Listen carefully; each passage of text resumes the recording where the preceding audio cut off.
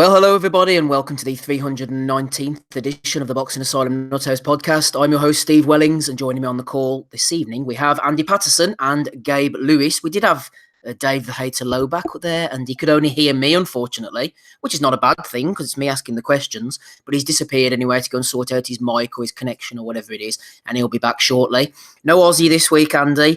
We said to him, look, Aussie, you're going to have to come on and... Poor form. You're going to have to come on and give a bit of love, a bit of praise to respected British heavyweight Dave Allen, but he refused. So we just came to a decision there before the pod started, Andy, to put him on the naughty step. Yeah, well, I think he deserved a ban for this cowardice. We'll get into the Aamir Khan's quit in a minute, but if you want to go and abuse Aussie on Twitter and that for ducking the pod, not owning the shit from last week and that, then feel free to do it. On a weekend of great quits, yes, Aussie and Aamir there, right up there. We will be getting on to Dave Allen shortly against Lucas Brown. Glorious win. Danny Garcia as well, defeating Adrian Granados.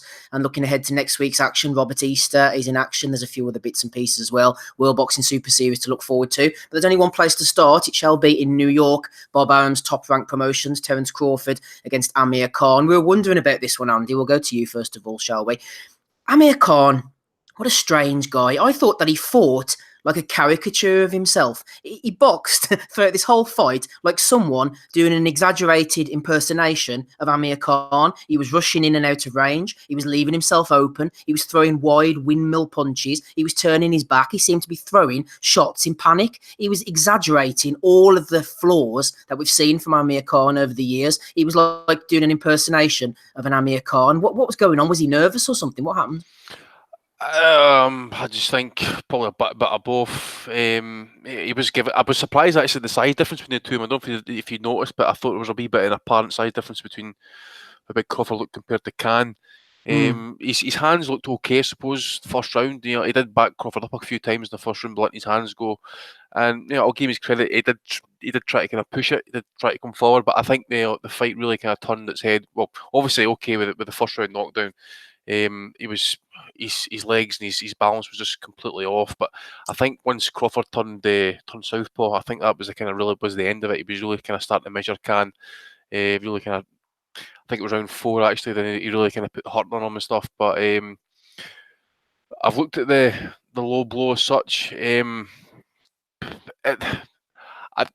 no bang on the cock, shall we say, but you just don't know if the punches maybe kind of like jarred the cup and maybe his balls have spilt out and it's kind of like crunched it or whatever and that. But if you look at Khan in the corner, I think he's kind of saying to Virgil Hunter, look, no, he quit, I think, and Hunter's is basically kind of then says to whoever's sitting ringside there for the commission to step up to the referee and end the fight.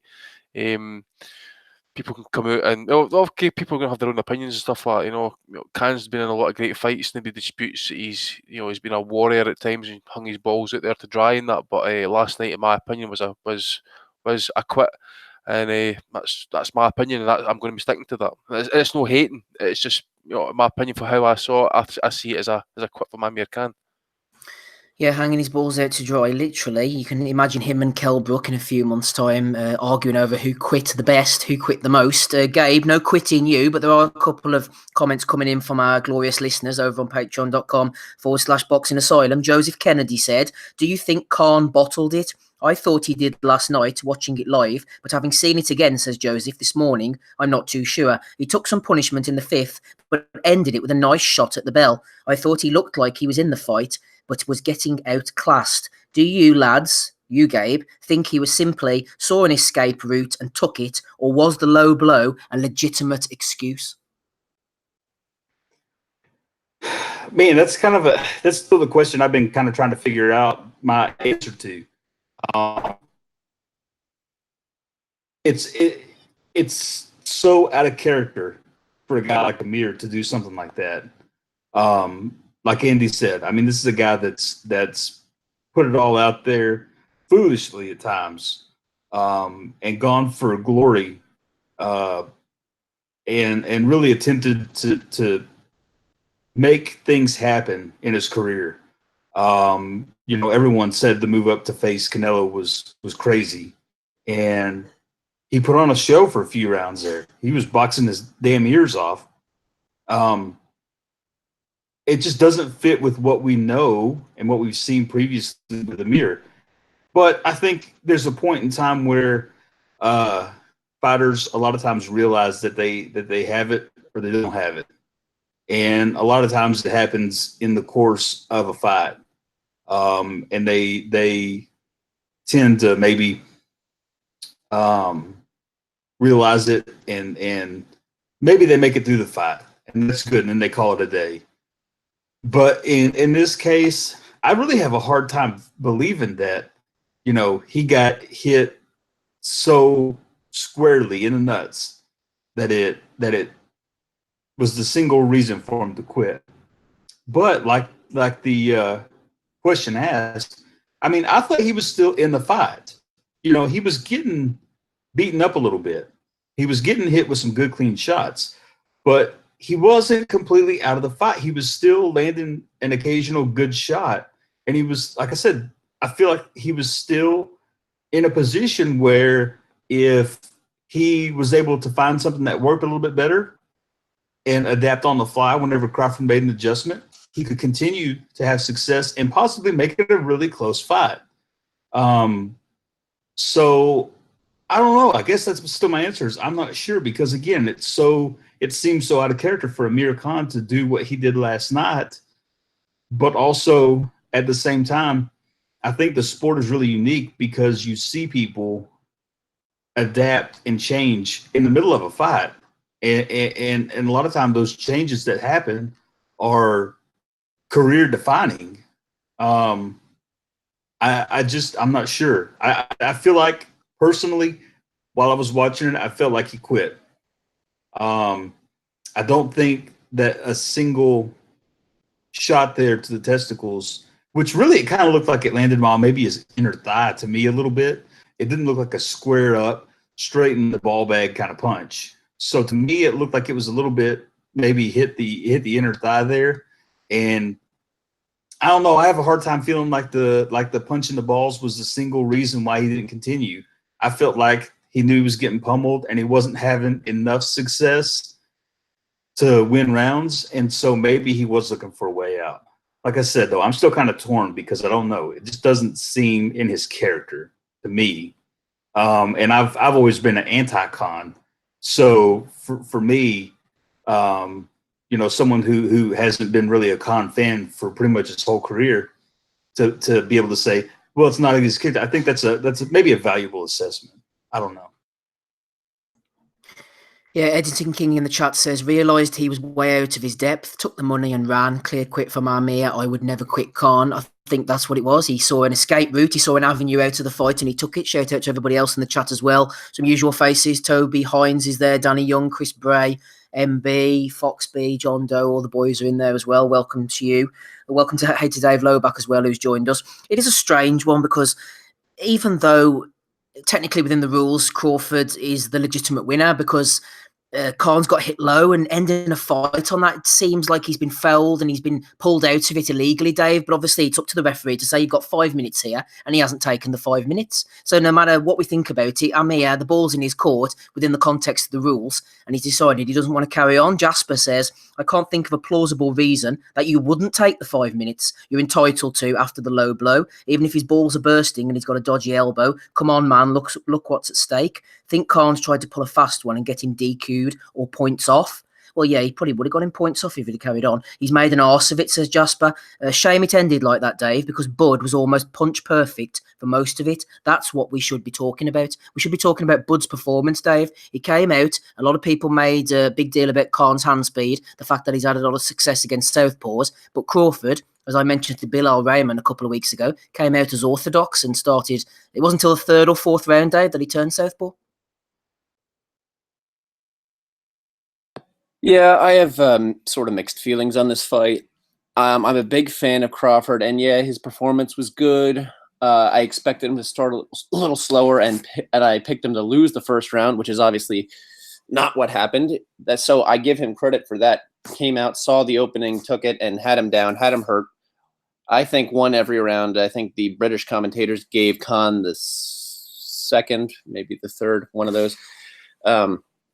but I had Crawford winning every one, and it really looked like he was starting to break him down as things went on. Khan landed a decent right hand at the end of the fifth to sort of like Crawford's neck, and he seemed to get some confidence from that. But the body shots were really taking a toll, and you rarely see opponents work Khan's body because they think, well, the chin's there. That's the target. Khan's known for his chin. All I have to do is touch him on the temple, and he's going to go down.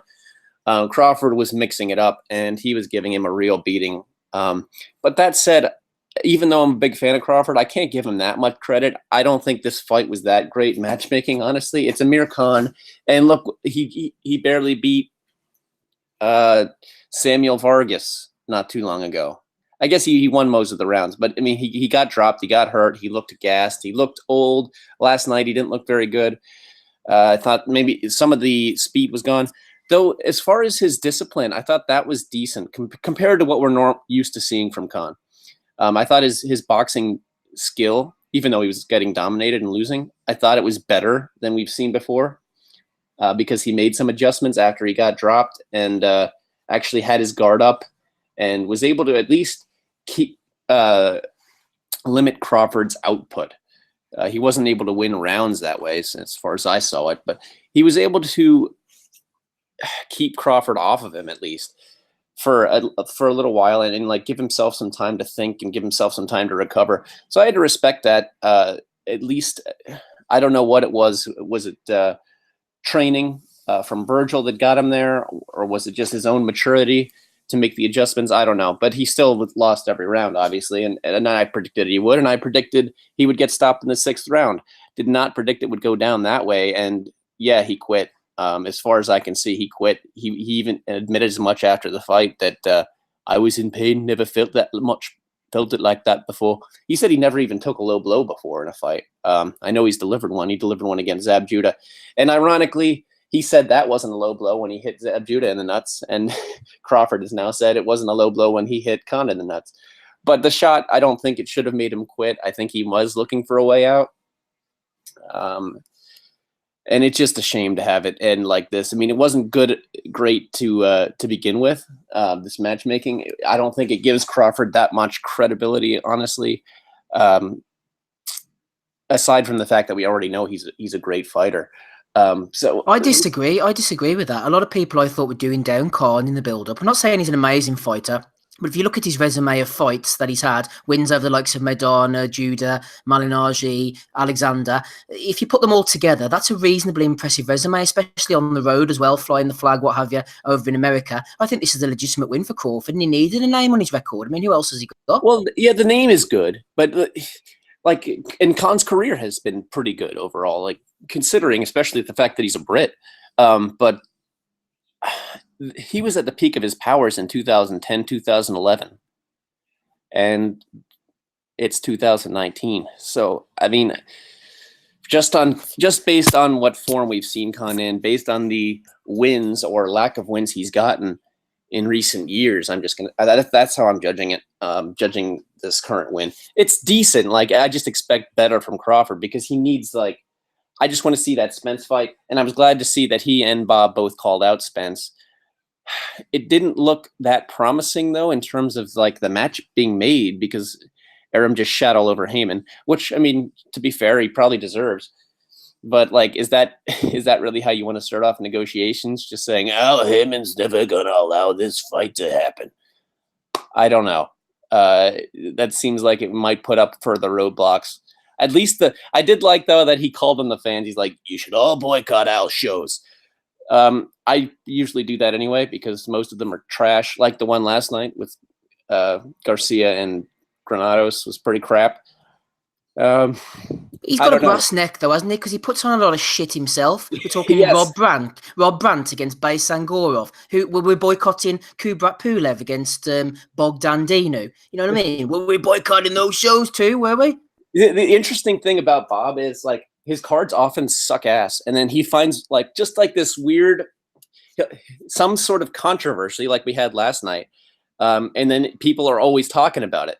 In the this isn't Bob's doing, I don't expect, but it just seems to happen. Like with the Pulev Bogdan crap, we're all talking about it because of Jenny sushi drama that happened afterwards. With Rob Brandt. Rob Brandt's kind of a meme fighter. He's for Steve anyway. Like we enjoy watching him, but that opponent is awful. But I'm sure we'll talk about it anyway, just because Brandt is kind of funny to talk about. Define "we" by the way when you said that. What, when I say we enjoy watching Rob Brandt, I mean me and Steve Wellings. Yeah, thanks for that, because I didn't enjoy watching him. I know Rob fucking finds him putrid. Hey, his last couple of fights were decent. What he gave that Asian guy a real funny you should mention that. Ryota Murata. They're gonna fight a rematch in Japan. I heard. That's the fight we all need to see. That's Linares Crawler Stroke 2, baby. That's like Brown Chagaev rematch that the world would. Yeah. That's Tarver Dawson too, man. This is the rematches we don't need. Oh, yeah. At least he kept his hands moving, though. Like Brandt, that wasn't bad to watch, honestly. I mean, it was one-sided, but it was pretty funny. Like, because Brandt, he was going nowhere after that. Who's the crazy German? I can't remember his name. Bramer. After the Bramer fight, it was like, whoa, okay. He's young and he has the advantage. He should be able to beat Bramer here, but no, he got pretty much schooled. And then he comes back and beats what looked like to me a pretty promising middleweight in Murata. When he stopped Endam, that was pretty good. I mean, like he broke him down to the body and just like clinically disposed of him. It reminded me a little of Golovkin, stylistically, not like in terms of levels, but clearly he's not there, as Rob Brandt showed. So I thought that was a pretty good win for Brandt. But we're way off topic now. Yeah, but the thing is, he got schooled of a Jürgen Bremer. Looked like he'd done 5 years in Bergen-Belsen, though. Yeah, I mean, I watched that. I watched about 8 rounds of that fight, and I was like, well, this is pointless. No, but the thing is about Crawford, I've said it before and I'll say it again. He passes the eye test for me, but his record, it's decent, but it doesn't stack up. People are saying to me, oh, Aamir Khan, blah, blah, blah, yeah, the wins were a long time ago. But if you're going to do down Khan, and they say, okay, fair enough, if Khan's not his best win, what is his best win? Victor Postol, Julius Indongo, Jeff Horn. Like I say, he's an excellent fighter and he looks the business, but I would have liked to have seen him move over to the PBC at some point instead of renewing his contract. Who's he going to fight with now, Dave? Just finally with you. Kavalowskis or somebody? I mean, do you really want to see that? Benavidez was his last opponent before Khan. I mean, this is shit, man. Benavidez is a decent fighter too, though. Decent. He's all right, but Crawford's in his prime now. He's 31 years of age. He needs to be fighting the best fighters, doesn't he? Porters, Thurmans, Spence's at the absolute pinnacle. Who else? Garcia, maybe, guys like that. I wonder if part of it though is with that Benavidez fight. I still rate Benavidez. I watched a lot of his fights when he was younger on what's the Spanish stations and stuff like that. I think a little bit of the problem though is how good he is. Because whenever he's facing guys, Burns is his best win, for fuck's sake. He's so much better than him. He makes him look complete shit. Like Benavidez is not that bad a fighter, and he will be a world title holder at 147 pounds before his career is done. I'm certain of it. But he there's no way. I mean, there's no way that you can consistently match up this guy in great quality fights because of how good he is. I think that's a big problem that they have with part of it. No, it's because of them. A lot of the best fighters on the other side of the street, Gabe, surely. I mean, I agree with you. He is excellent. But, the guys I mentioned, Porters and Thurmans and that, they're a level above Benavidez, aren't they? I don't want to see him waste his prime. I hate seeing fighters waste their prime. He's clearly at the peak of his powers now. He showed that last night. He has it all. Punch picking, speed, ability to switch, ability to change his strategy in the ring. He has everything. I think he's at the peak of his powers. And I want to see him fight the best fighters now, not a couple of years down the line.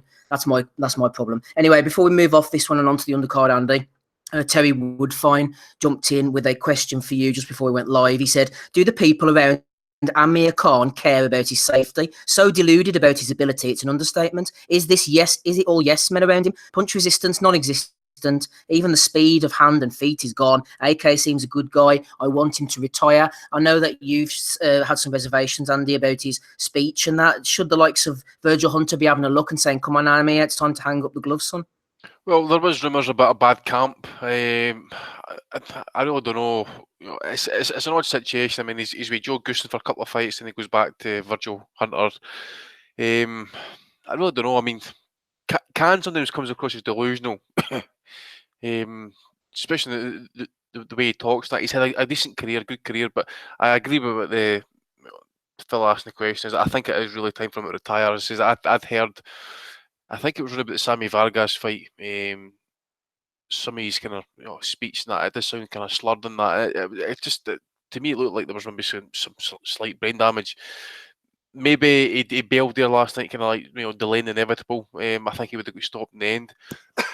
But yeah, time to kind of call up. As for what's going on in the background, I really don't know. I mean, obviously he's had the problems with his marriage and stuff like that. Then it's had a kind of knock-on effect for his immediate family. So I'm not going to kind of try and speculate on that because you just don't know what the situation is, and things might be okay, things might not be okay. But in the background, I think at the end of the day, is he has probably the boss his own destiny.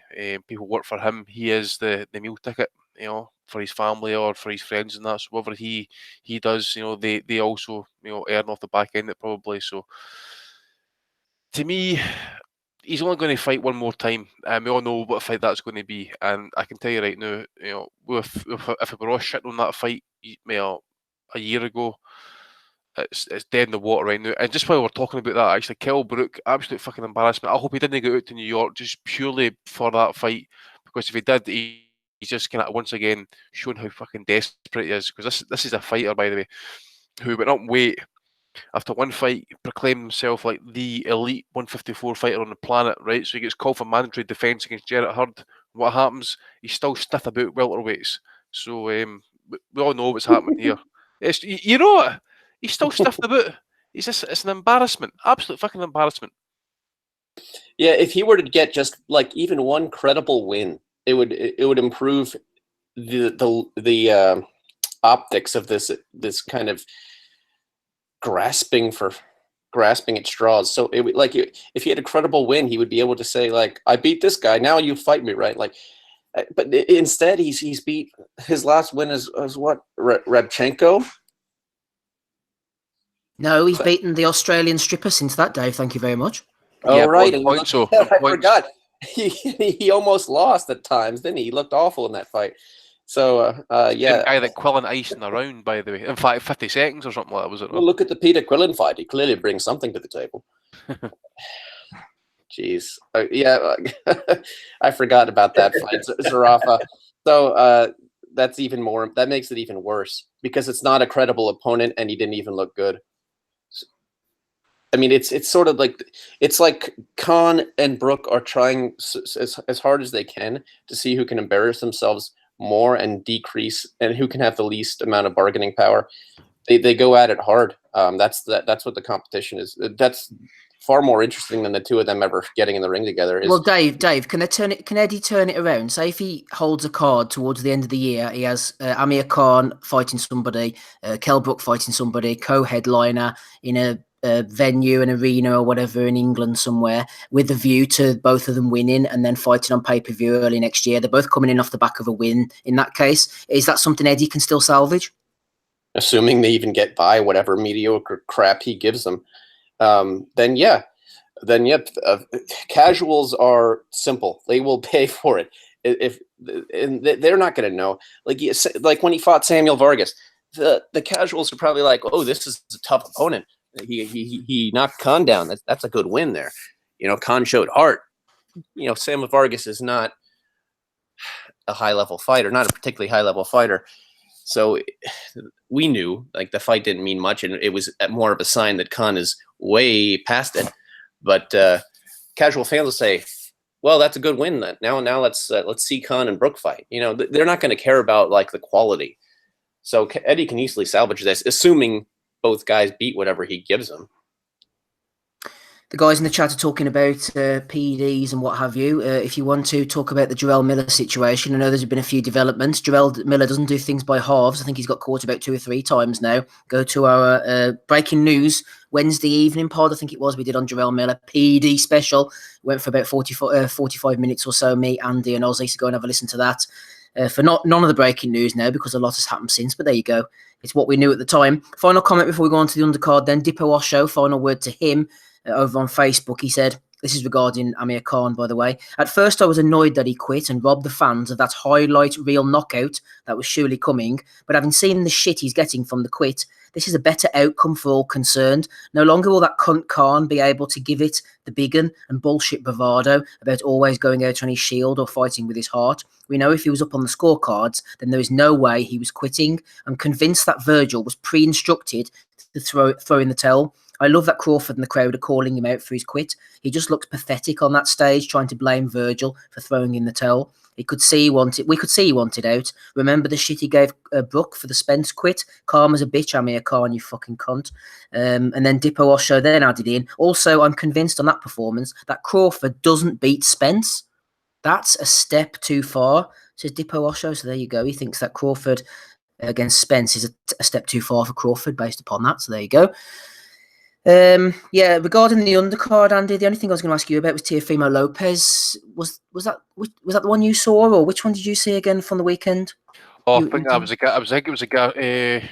Sorry, I did see that fight actually. Sorry, it was the Garcia on the cards that I didn't see, mate. Lopez. Partly, I suppose he was kind of pinging his usual jabbing and stuff, and but it was just at the end of the day, it was just a bit powered by Lopez. Dropped the right hand to look like the kind of bottom rib to the left hand side of Tatley's body, and really sucked wind right out of him. I don't know if there was really much of a weight difference and stuff, but it's just one of the kind of takeover fights and stuff. It's I dare say they're maybe not going to hang about for much longer. I do think there's like a time limit on these Lomachenko talks and that. Well, talks, the potential for the fight happening with the weight situation. Always going to keep kind of dragging himself down, but yeah, he done what he expected to do, I suppose. But if it wasn't not so much plain sailing, but it was getting tagged a wee bit with the kind of jabs that like Tatley's kind of renowned for, and that, but just hasn't got the power. But body shot in the end kind of ended him. I saw the clip, but not the actual fight itself. So moving forward then, Andy, I didn't see the Felix Verdejo fight. I know you didn't either. I was trying to rack my brains last week of who he was training with. It wasn't a training situation. Excuse me, it was Memo Heredia who had been brought on board. That's what I was trying to remember. So he's helping him with the weight loss, old Mr. Heredia. But anyway, as for Verdejo, he returns now with a win over Brian Vasquez. But do you think that Verdejo is still being groomed as a prospect by Top Rank and someone that they can do something with? Or do you think he's now been reverted into being built up as fish food? So they might actually feed him to somebody, say Teofimo Lopez next? Fish food. Well, the thing is, he's never even been right. I don't think he's even been. How many fights has he had? I'm sure he's not had a 12-rounder.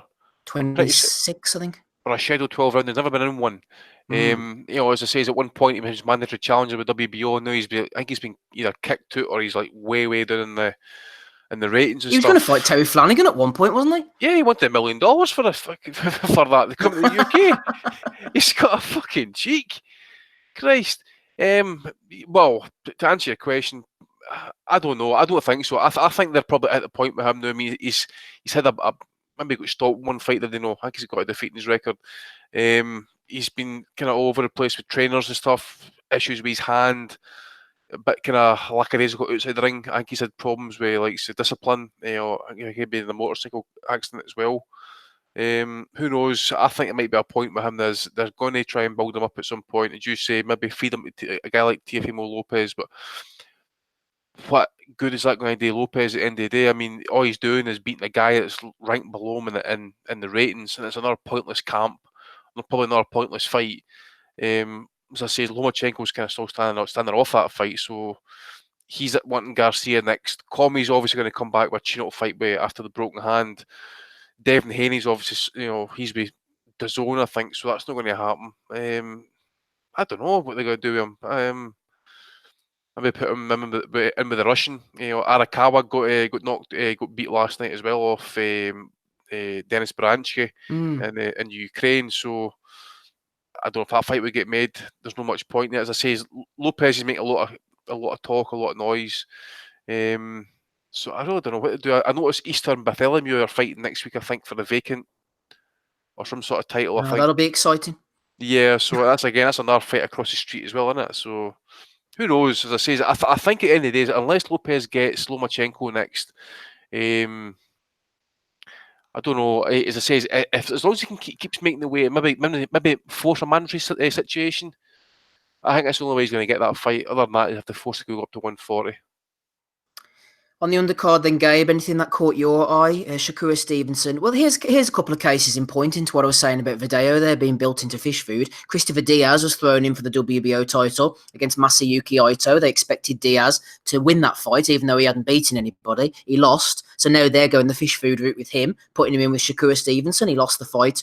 Frank Galarza as well was being built up as a prospect at one point. He's lost a couple, drawn a couple. So he was then fed to Carlos Adames on the undercard last night. So, the theory could stand. Did you see anything of the top rank undercard, Gabe? I got a little bit of bits and pieces of it. I saw last night Lou DiBella and a couple of other people were talking about Felix Verdejo. Look, the kid is done. He's 20-something, 26 years old. I don't know how old he is. But he's been a pro for fucking how long? And he still hasn't accomplished anything. I mean, and then, you saw last night, I don't know if you guys saw much of it, but he looked like shit. I mean, he really didn't look all that great at all. I thought that with all the talk of how he'd been working hard and how he'd been performing and stuff and trying to get back to a good spot, that he would bring something worth watching. Maybe show some of that promise that he showed early on in his career, but he showed nothing. Yeah, he's done. He's done. Gatekeeper status is on the way for that kid. Like you guys have already said, he is fish food. Top Rank is kind of in a precarious situation, I think, because they've got some really good fighters, but then there's not really anything underneath it to match them up with. There's some names. There are some guys who were supposed to be better than they have been. There were some guys who maybe still aren't really all that bad, but they haven't performed well. So now they're going to be thrown as fodder to those guys that are really good. And so I think it's kind of a lack of depth, in my opinion, in the Top Rank stable at a lot of weights. They just don't have the solid ranking system there to put these guys in with some lower level guys, some mid-level guys, some higher level guys. And so they're bringing these guys that may be mid-level up and using them as fodder because there's no one really separating them and the top-notch people, which is what you saw with Christopher Diaz. So, yeah, I don't see anything good for Verdejo in the future. If he were to come back and have a good career out of what he's done so far, to me that would look like challenging for a world title, and maybe a couple of times challenging for a world title, having some maybe a little bit higher profile top fights. But I don't really see anything for the kid, as well as quite a few people on Top Rank's stable of fighters. Dave, Top Rank have put in a solid shift during the week, shining over Shakur Stevens' activities outside of the ring. He got into the ring pretty seamlessly, got the job done, and nobody's talking about the other things. But as for Teofimo Lopez, he said he wants a world title shot next. He's only young, but he's had 12-odd fights, and he wants a world title shot. Do you think it's too soon for him, Dave? Or maybe, depends on who they put him in with. Let's not forget about Jose Pedraza, the respectable contender who will give you a pretty good fight. I think they might stick him in with him to see how he gets on before they give him Lomachenko.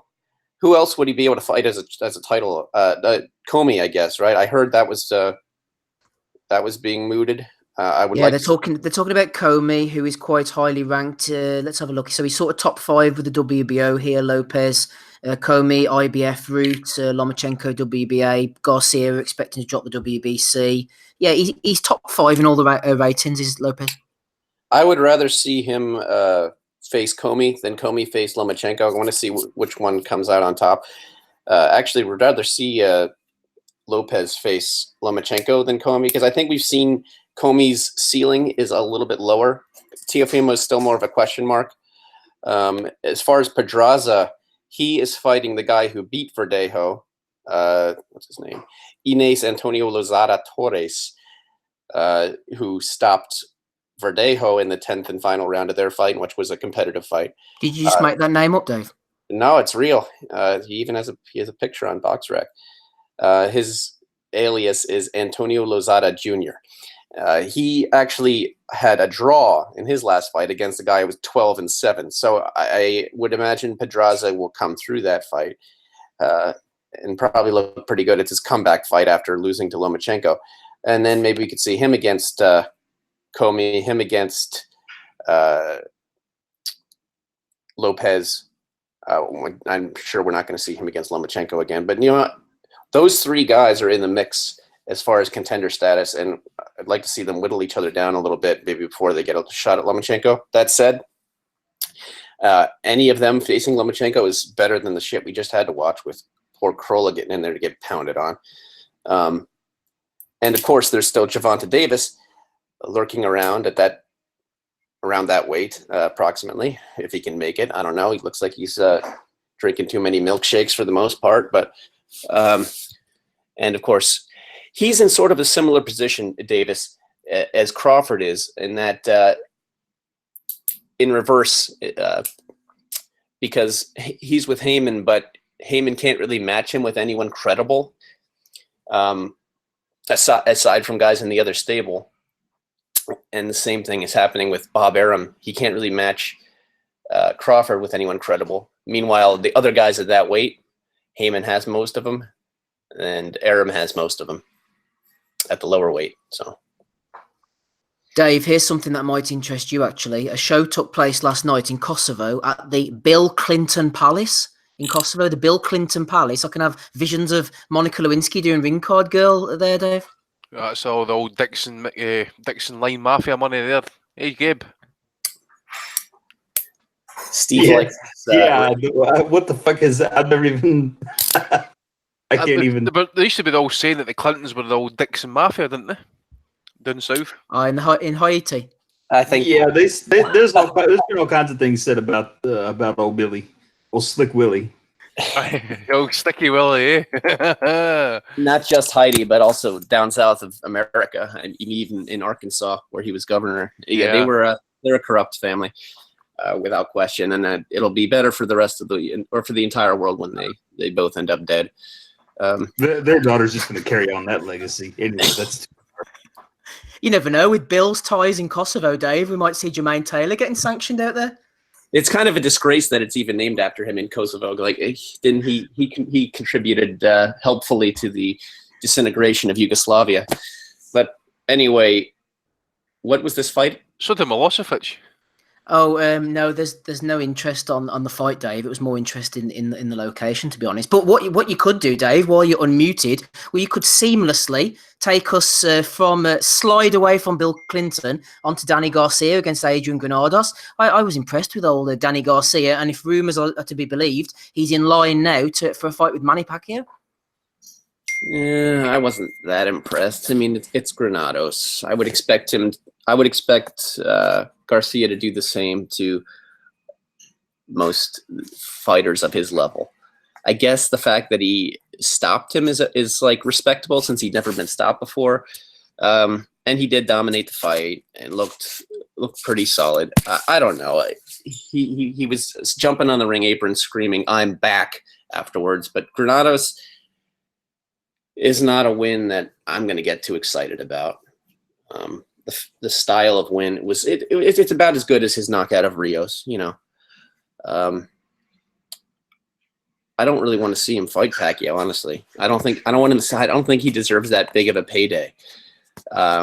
Although that payday is certainly not what it once was when getting the Pacquiao fight is certainly not what it once was. But, you know, it's still, I think, more than he deserves. He just got beat by Thurman and Porter. Like, put him in with one of them again before you put him in with Pacquiao. I mean, yeah, just looking down. Who's? Oh yeah, Pacquiao's with Heyman now, isn't he? Yeah. Yeah. So I guess any of those fights could happen at this point. So I don't care.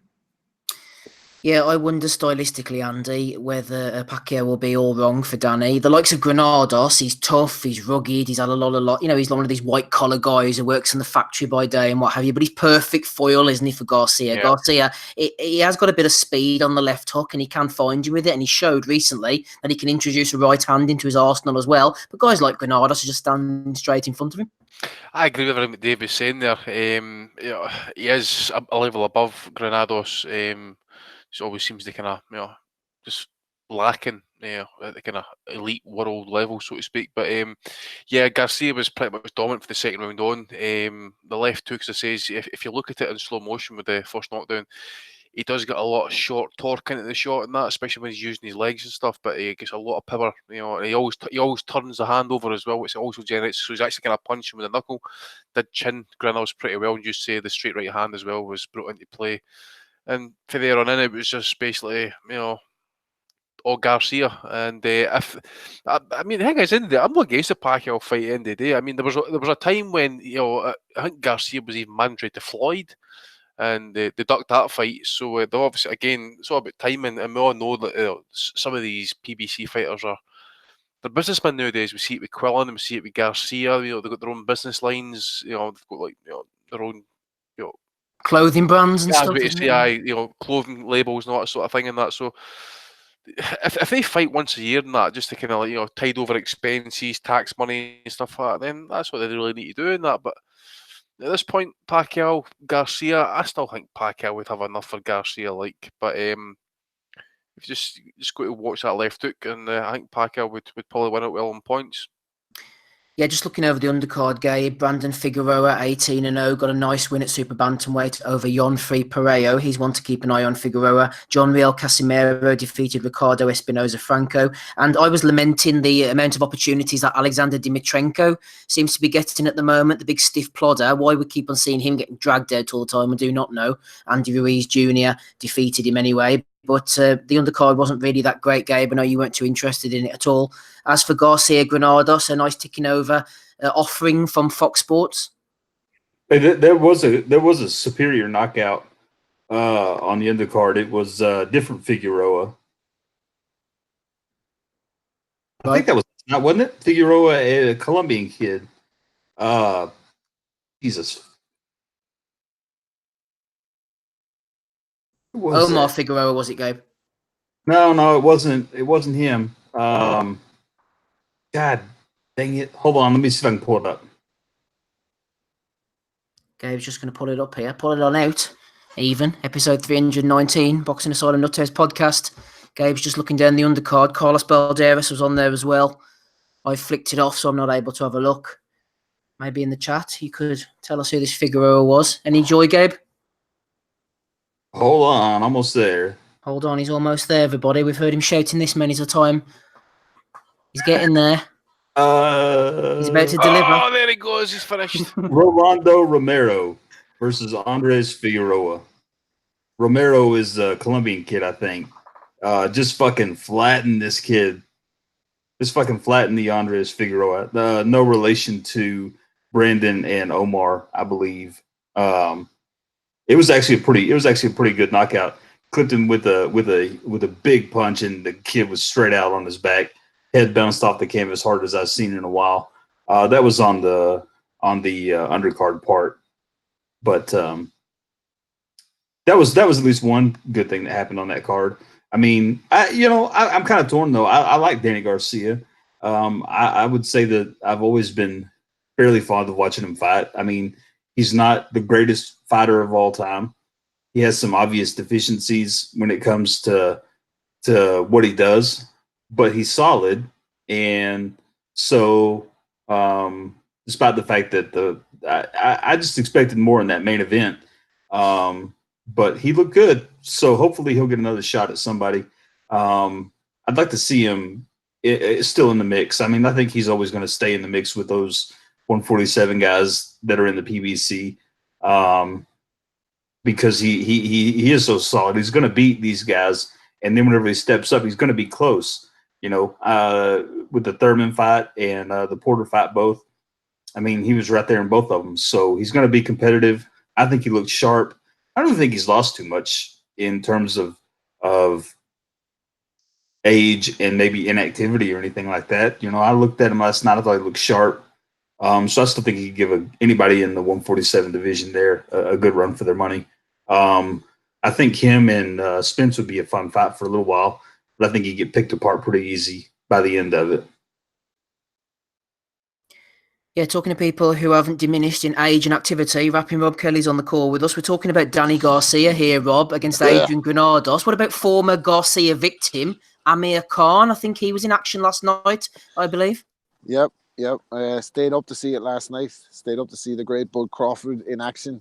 And I was a little bit disappointed with the outcome in terms of the result, because I felt, again, a bit of low blow controversy, and it's robbing the worthy winner of his deserved moment, something like Ward versus Kovalev.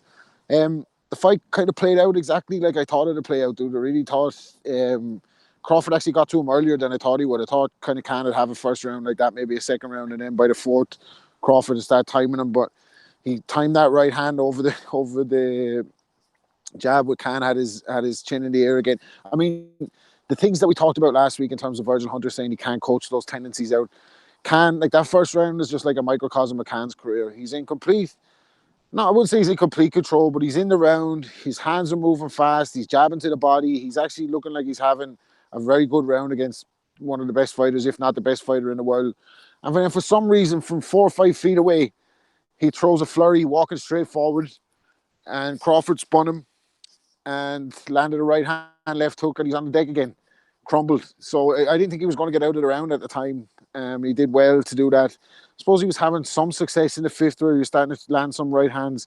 He was shaking the right hand. I know there was talk he didn't have a great camp, but I always kind of watch when we're going to be covering these big fights. I always kind of watch the last fight on the day before the fight. I watched like the last fight that each of them had. So I watched Khan versus Vargas yesterday, and I was kind of saying in the chat like Khan's feet are gone. It's the footwork. It's the hand speed is still there, but the footwork wasn't there against Vargas, and he was getting tagged. I just thought Crawford could retire him, and it looked like he didn't look like he was going to get knocked out with a single shot, but it was going to be an accumulation of shots, and he was taking heavy punishment. And like I think he probably looked for a way out. I don't want to criticize him. I mean, last week I said he had balls of steel. It turns out he had balls of glass as well.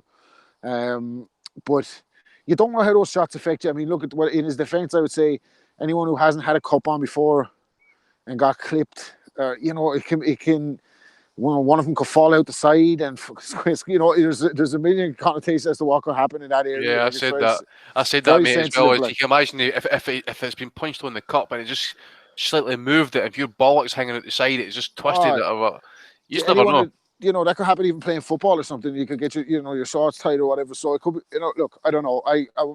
But having said that, he doesn't take the 5 minutes, and then Virgil asks him clearly, "Do you want to continue?" And he says no. And I think that's an easier way for him to go out against Terence Crawford to keep his career going. Because if he quits, and he verbally quits, like, I mean, where does he go next? If people say the general consensus is that like he quit and he jacked it, where does he go? If he saves face a little bit, saying, "Oh, look, it was a low blow. I felt I was coming back into the fight. I'm not going to retire. I'll have one more." He kind of has a better opportunity of saving face. But again, it's tough on Crawford because he dominated the fight last night. He timed Khan impeccably. Khan's not what he was. I don't want to take anything away from Crawford's performance, but he's definitely lost it. To me, he's lost it. I mean, when we talk about the opportunity, that people saying that he had an opportunity to outbox Crawford, you remember not too long ago, like he was outboxing Algieri, who can't punch, and Algieri had spells in the fight where he's backing him up. Calazzo had spells in the fights where he's backing him up. So I don't know what, like, people were thinking that Terence Crawford was going to do with him, but he kind of did exactly what we thought he would. Just dominated the fight, switched in between orthodox and southpaw, and just a pity for him really that he didn't get the definitive stoppage win that he deserved, in my opinion. That's the thing. Rob Andy mentioned it last week, didn't he, about the Kotelnik fight against Khan? How long far do you have to go back to a fight that he completely dominated? I mean, would it be Malignaggi? Someone always gets back to him, don't they?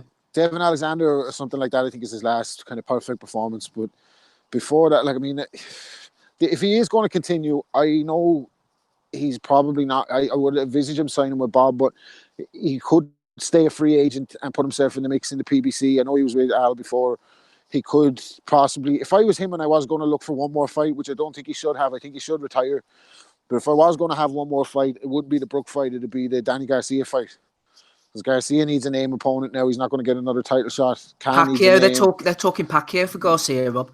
All right, okay. Well, I mean, if Garcia, Khan's not that active anyway. He only fights twice a year, so if Garcia was to come through the Pacquiao fight by some miracle, that'll be the fight for him. I think to get there's a bit of a storyline there and that. Like, but I do think he should hang him up. I think he's shown signs of regression in his speech and everything. I don't like saying that. Doesn't give me any joy saying that. Like, I like Aamir as a fighter, but I think he's had his day and it's time to call it quits. Like, well, I mean, what's the point? You know, what are you going to do? We've heard it all. Like, everything.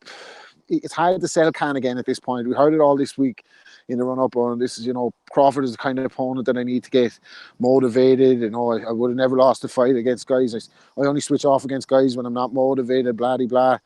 And like 2 minutes and 10 seconds later, he's doing the exact same thing he's been doing all along. Like, so, when he loses those natural attributes that he has, it's going to be hard for him. So I'd like to see him retire, Khan.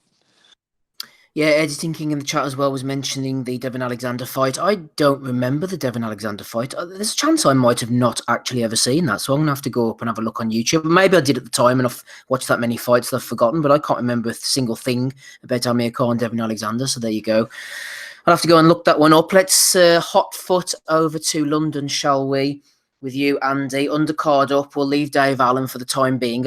I had a lot of comments coming this week about Josh Kelly, actually. A lot of people sending in things, Andy. David Peach sent something in. He said, after Anthony Fowler got humbled, Josh Kelly obviously saw a gap in the market for Matchroom's biggest twat. So no love from him. A couple of Bellew of the Weeks came in from people as well. I'm going to read them out now instead. First of all, James Bairstow sent one in from SP The Ghost. British boxing fans piss me off hating on Josh Kelly. Most talented British boxer since Prince Nazim, but people want to see him get knocked out because he's cocky, miserable cunts. And finally, a good one came in from Sam over at Against the Ropes. Lee Meeson on Twitter. Josh Kelly, he tweeted him in here. Your style is like something back from the days of Sugar Ray Robinson. Absolutely world class. Ain't no one like you out there. Great performance, but it's that's a troll. Is that someone taking a fucking piss? I don't know, but there's a lot of love for old PBK, Andy. Yeah, well, amongst the bots, probably, aye. No, as I say, I tweeted it last night pretty quickly in that, he needs to find his own way of fighting. If that's his way of fighting, then he's better off retiring because he's not going to get far past European level with that attitude. I mean, he's coming out here pouncing and posing like a prime Chris Eubank Jr. and Senior, for the first 2 or 3 rounds, kind of like, hands down, relying on reflexes and stuff, and then after like 4 rounds, that he's deciding to get the hands up because he can't get the guy out of there. Fair play at the pole, actually, could have bailed at any time. I suppose lesser people would have maybe a yielded and stuff, but without the power, I mean, we'll put it this way: he was trying to be like the poor man's version of Roy Jones there last night, right? He's a wannabe, but he's not got the power of Roy Jones to pull that shit off. Maybe it's because he's dead at the weight. I don't know, but.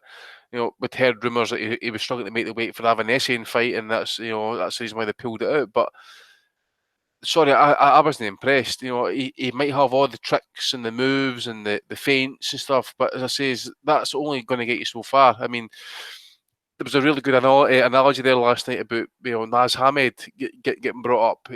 Naz could pull that shit off because he was like legit concussive, one punch knockout puncher. Josh Kelly isn't that, and there again there last night he's meant to have broke his hand somewhere about the 5th or the 6th round or something. I don't know if he's got brittle hands, or if it's maybe a stupid punch that he's thrown. I really don't know, but I wasn't impressed. I know some people are saying he's really talented. I don't dispute that, but I want to see someone who has got good fundamentals. I don't mind cockiness, providing you can back it up, but at the minute, you've no fault anybody to say that you're like you're no deserving the likes of getting like shit put on you because of the way you're fighting, who you're fighting, and the manner in what you're fighting. I mean, you go distance with Carlos Molina, who honestly, at this point in his career, is washed up. He gets brought in as an opponent for fighters. He goes to France, he goes to Germany nowadays. He's getting passed about like a used scud book. So that's probably going to be like your best one at this point. So. Let's hope the Avanesian fight comes off. I noticed that purse bids at the minute, they've accepted the mandatory position.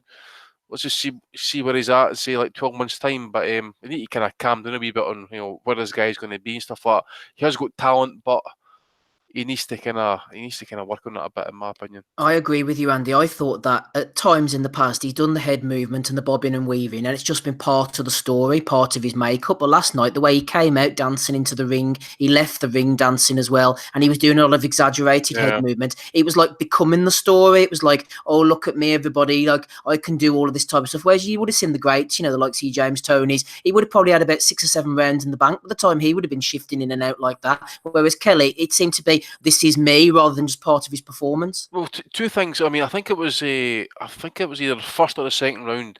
The Polish guy actually, Kelly went up against the ropes. The Polish guy comes in to throw a few shots. He kind of like bobs and weaves past him and stuff. So the pole backs off maybe say 2, 3, 4 feet, right? And Kelly stands up against the ropes. He's got nobody running about him. He's not even within punching distance. He's not even within punching distance of a fucking wild air shot. And he still stands up against the ropes. He's still ducking and weaving, doing that bobbing and weaving and stuff. Just like, he was trying too hard to be the showman. End of the day is, if you want to be a showman and stuff like, what you do is you hit your opponent 2 or 3 times with fucking good shots. You back out, then you give it the fucking big I am. You come back with a jab. Sugar Ray Leonard was a showman. Guys like that. Sugar Ray Robinson was a fucking showman. Because these guys backed it up. They could put it on you. They could do everything in the ring. This pish, throwing like silly wee fucking slaps and stuff like that, and then backing off and getting it all the fucking ducks and the weaves. Doesn't do nothing for me. It'll do nothing for you either when you get up in rank. And by the way, can I just say something? Adam Booth is a very, very calculated man and trainer, so I don't think he's going to be getting pushed anytime soon. If he sees his fighter going to bend too deep and stuff like that, he'll be the type of trainer to pull his fighter out of it. So I just need to kind of like back off my wee bit and stuff. As I say, I wasn't impressed. It sounds like I'm hating on the guy, but I'm not hating on him for the fact that he's some preening, prancing, wannabe fucking Roy Jones Jr. I'm just saying, for what I see as a fighter, he has got tools, he has got talent, but he needs to find his own way of fighting, because he's going to come a crop on that. As I say as well, with Roy Jones, once the reflexes go, what else is he going to have to fall back on? Because you're going to need that fundamental, you're going to need that jab, that right hand and left hook, good defense and stuff like that, rather than relying on athletic abilities and reflexes, because they are the first 2 things to go as you get older.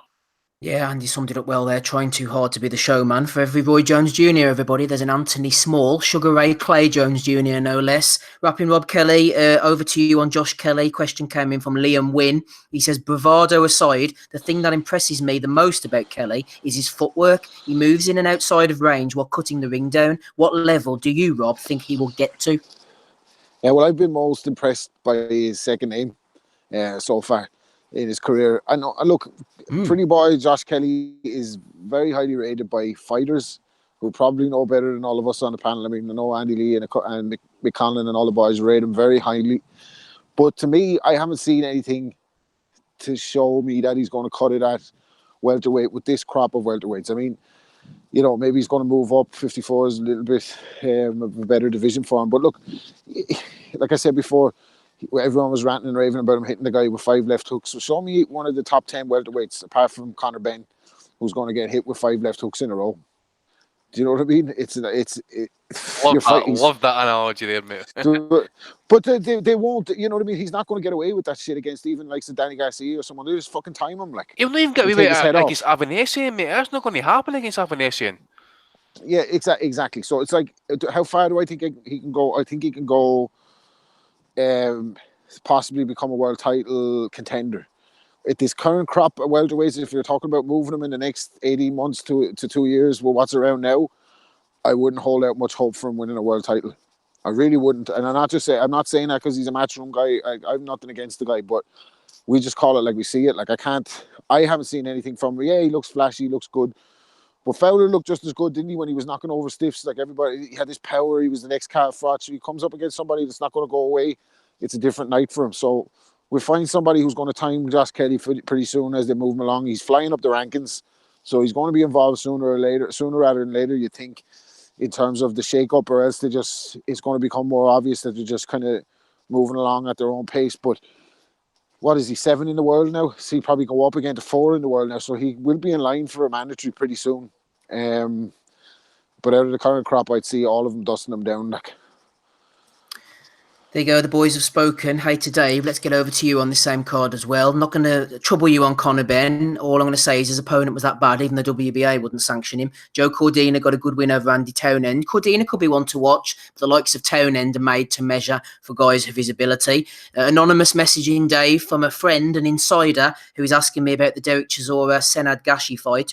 Was the Chisora fight a fix? I was there. First time I've ever asked that question of any of the hundreds of fights I've witnessed live. This guy's genuine, by the way. I think Matchroom was so desperate for names at heavyweight that they couldn't afford a Chisora loss. Sounds crazy, but what value would Gashi be? He seemed so happy to lose. Gashi was Gash by name, Gash by nature, Dave. I said last week that I thought he would come and have a go. Against Tom Schwartz, he got himself disqualified. Against Carlos Takami, he got himself knocked out. He wasn't going to do either of those things last night against Chisora, but he just ran around the ring. Any love for Chisora, Dave? Old Mr. Slowfeet? I've always got a little bit of love for Chisora. The performances as he was coming up, the one against Helenius was great. Loved that. Helenius was like the big hype job. He went into his own backyard, beat the shit out of him. Fuck you. Fuck you. I'm not even trying to troll Gabe. I forgot he was here, but yeah. He fucking did. He did. He beat him. Yeah, he beat his ass. And Because he was fucking do raw. you remember why that was? I don't really care. Remember, had a busted shoulder, David. Helenius is shit No. even without his busted You shoulder. watch your mouth. But that got him the Vitaly shot, which he did not waste at all. And he actually embarrassed Hay by showing some real balls, giving Vitaly a lot of problems. I actually had that 7-5 fight for Vitaly.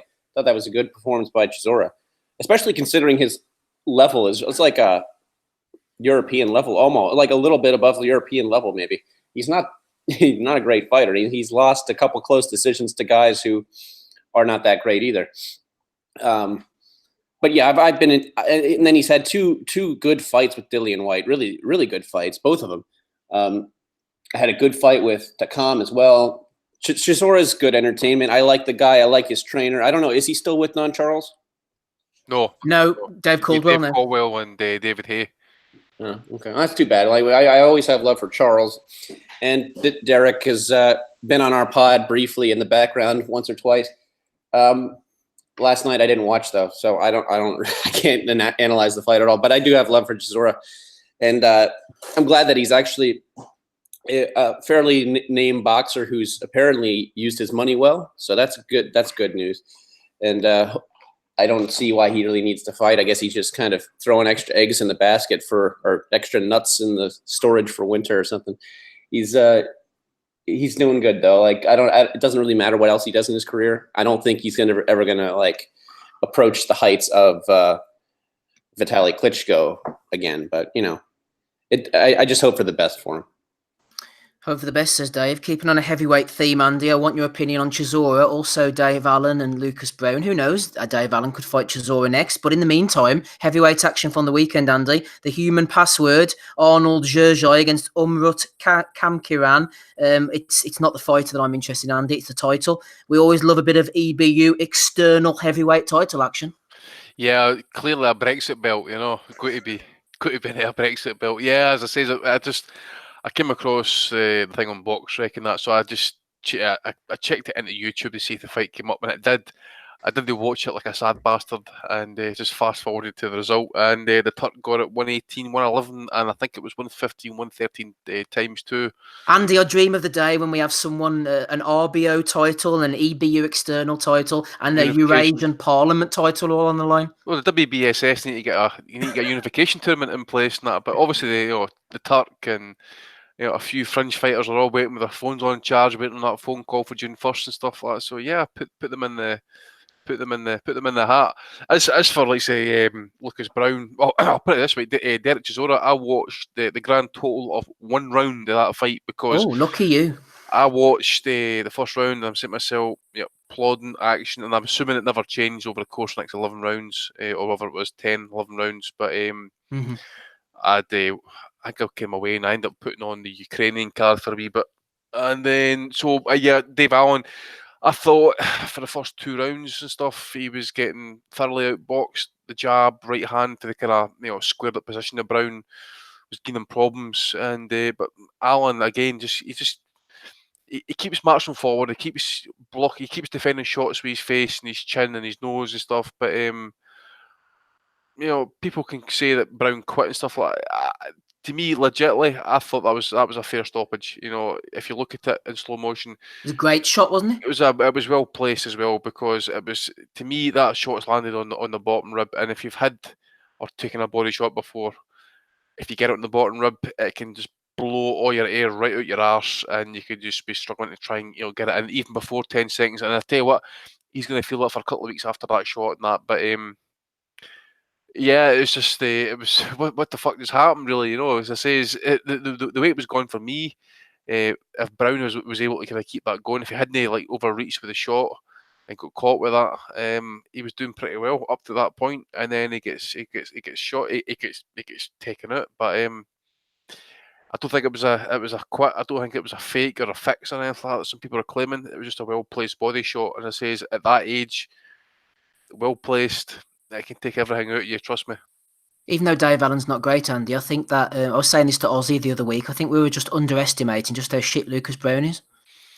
Yeah, I suppose he's had his moments in the past that he's had to step it up. And one moment against Chagayev, really. Yeah, I remember the Richard Towers fight was seemed to be pretty entertaining and stuff. But yeah, Richard Towers, exactly. Yeah. He was struggling against Richard Towers. Yeah, You've told your own story there. Yeah, I know. Yeah, Chagayev, I know it was a decent performance, and I've not watched it back since, but I seem to recall of memory and that I seem to be bigging it up in here in the past. And that's saying it was a decent heavyweight fight for two guys probably in the same level.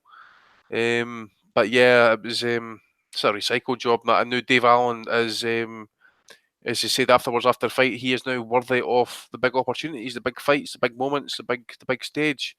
Whether that's true or no, I'll leave it for others to maybe comment on. Well, one man who's yep. Ozzy, you mentioned Ozzy there. He asked us. He's out at the pub now. I have no idea why, but he asked us to express his heartfelt congratulations to Dave Allen. Yeah, well said, Dave. Well said. No, I was talking there, Rob. You don't often see a heavyweight fight ending on a body shot, but Dave Allen now follows down the great lineage. Ricky Hatton, Mike McCallum, Julio Cesar Chavez Sr., Jones Dave Jr. Allen. Yeah, Jones Jr. He's really in the elite there. Look, when we tear fellas down, you have to give them credit when they come up with the goods. So Dave Allen's done everything that's been asked of him for this fight. He has a main event somehow. Fighting Big Daddy Brown. He came in shape. He lost, I think, the first round. And Brown was doing okay in the fight, actually. And then he ended it with a nice body shot. But if I'm going to give him credit, at the same time, we have to be realistic about it. That is, and I know Lucas wore a Boxing Asylum t-shirt, shout to him for that. But being honest, that's a bum fight, isn't it? If the standard of that fight, the quality that was on display in that fight was absolutely shocking. Absolutely shocking. So I know it's a decent shot that puts him away. Brown's probably finished, but like Andy said, Allen moves on. The Allen train moves on. That's what all he's interested in. He's interested in this story. He's interested in these big nights.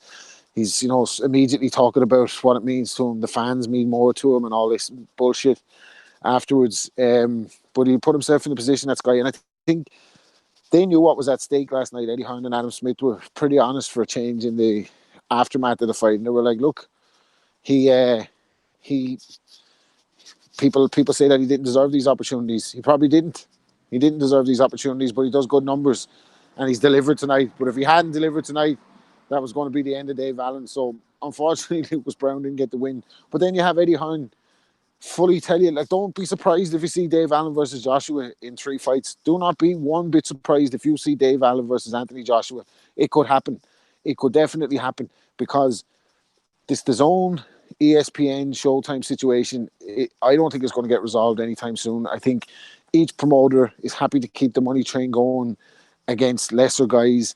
And if they can sell Dave Allen, if he beats David Price or he beats Derek Chisora, what's to say he couldn't fight Joshua? You have Eddie Hearn saying he's 2 fights away from a world title shot last night. 2 fights away from a world title shot. Dave Allen never even won a British title. 2 fights away from the world fucking title. Don't be surprised. Don't be one bit surprised if Dave Allen and Anthony Joshua fight at Wembley in 18 months' time. It could happen. God, no. I hope not. But sticking on the heavyweight theme, Gabe, I'm not going to burden you with Dave Allen against Lucas Brown chat, but we did announce during the week, we made the announcement, of course, that Jarrell Miller had popped for steroids, GW15, 16, I think it was, some kind of PEDs. We went through it during the week anyway, Gabe. And you weren't on the course. I want to get your opinion on it now. Gazapalooza jumped in with a question specifically designed for you. He said, in the light of Jarrell Miller's failed test, there are many polls asking who we would like to see step in. The real question is who is likely to be selected to step in. My money is on Adam Kovnachi, says Gazapalooza. Lots of Polish in Brooklyn being the narrative. Any thoughts on that, Gabe? I think Kovnachi might have ruled himself out since then. Michael Hunter's name has been thrown in. What do you reckon? Who's next for AJ, Gabe? Man, I don't really know. I don't know what the scenarios are with a lot of the guys that we're seeing fighting, if they're with the PBC or if they're with Matchroom or who they're with. I mean, I honestly, I don't know. I don't know where you go from this, because you've backed yourself into a corner in a way that you've set it up. You've sold it as this type of event. So how do you possibly find somebody to replace it? I mean, all honesty, 100% trying to be clear thinking about the situation. If Luis Ortiz would be available, that would be someone that I would go for next. You see someone that has some name recognition. There's a good story to tell with his, with his Cuban background and his daughter's illness, so on and so forth. I think so. Putting my promoter hat on, I think I see things that way. Okay, he's putting his promoter hat on there. I heard the door opening, Gabe. Someone coming in to axe murder you. Oh no, they would have got shot already. It was my younger boy. He was outside. So I'm not real sure. I mean, exactly how you go about it and who you put in there. I mean, there's tons of options, but who's in my mind going to fit in that void and take over that position that you had Big Baby Miller stepping into?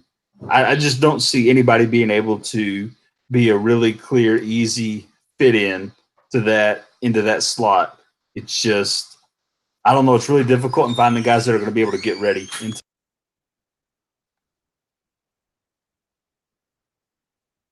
You right there, Gabe? Yeah, sorry about that.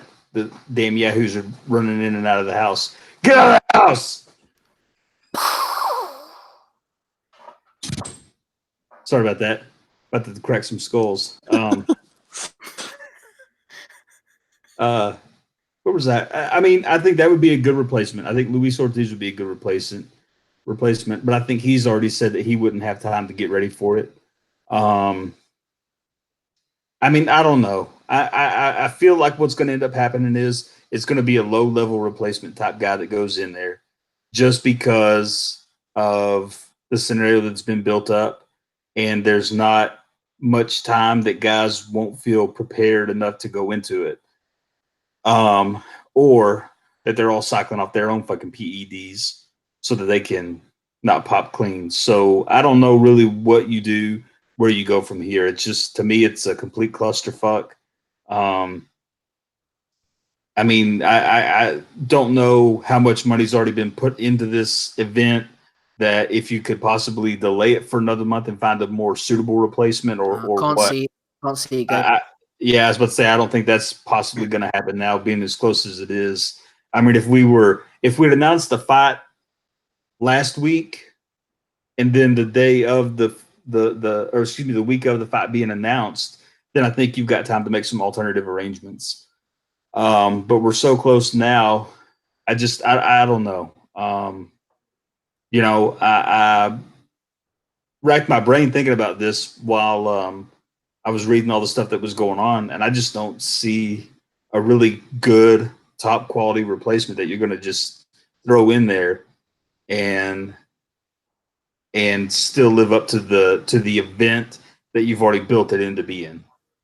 They're going to try to, Eddie Hearn's going to fucking try to. He's going to put somebody in there, and they're going to try to build this event back to where it was going. And there's going to be a lot of casuals that'll bite on it. But I have a very strong feeling in the end that whoever we see go in there is going to be absolutely garbage with a decent story enough that casuals can buy into it. Aside from that, it's lost on me. I mean, I just can't think of anyone to fit in there. JJ's on board with me. He thinks Michael Hunter. Shout out to everybody else in the chat as well. Hamed's joined us. No signs of Jason Chukwu just yet. We will update you straight away if we see Jason Chukwu appearing in the chat. If you're in the chat, hit the like button, everybody. Show YouTube that you love us. This is episode 319 of the Nuthouse podcast. Rapping Rob Kelly's with us. So's Gabe, so's Andy, and also hey to Dave with me, Steve. So, yeah, we did the show, Dave, during the week on the Wednesday evening. I put it up on Facebook. We had a few comments coming on our Facebook page. Matty DG Alanardo, whoever that guy is, so disappointed in Fat Boy, he said, about Jarrell Miller. James Bernard jumped in as well. He said, so we've got Fury fans laughing, and I'm a Fury fan, but he's a convicted drug cheat, says James Bernard. AJ fans screaming how clean he is. That cunt put on 50 pounds in 12 months after the Olympics and didn't sign up to VADA for years after he turned over. And the two most likely replacements for Jarrell Miller are Ortiz and White, both convicted drug cheats. What a time for the heavyweight division, hey lads. Fuck me, says James Bernard. He's laid out a pretty bleak case there, hey to Dave. Maybe we could drag Riddick Bowe to retirement at this rate.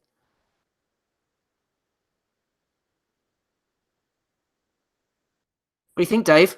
Got it. I just thought of the replacement. Go on. Shannon the Cannon Briggs. Yeah. Bring him in. Jarrell Miller. Die now. Tommy Hearns in the chat says, Come on, isn't Ike Bayabuchi out of prison now? Sorry, I was doing some dishes. What was the question? Well, it's a bit of a long-ass question. So we're just talking about Jarrell Miller, possible replacement. James Bernard was on the Facebook page, Dave, saying all the people that are being mentioned also have their own issues with drugs at the moment. So it's a pretty bleak heavyweight picture regarding the old PEDs. Yeah, I'm sure. I mean, it seems to be at least a podcast consensus that Pulev is on them as well.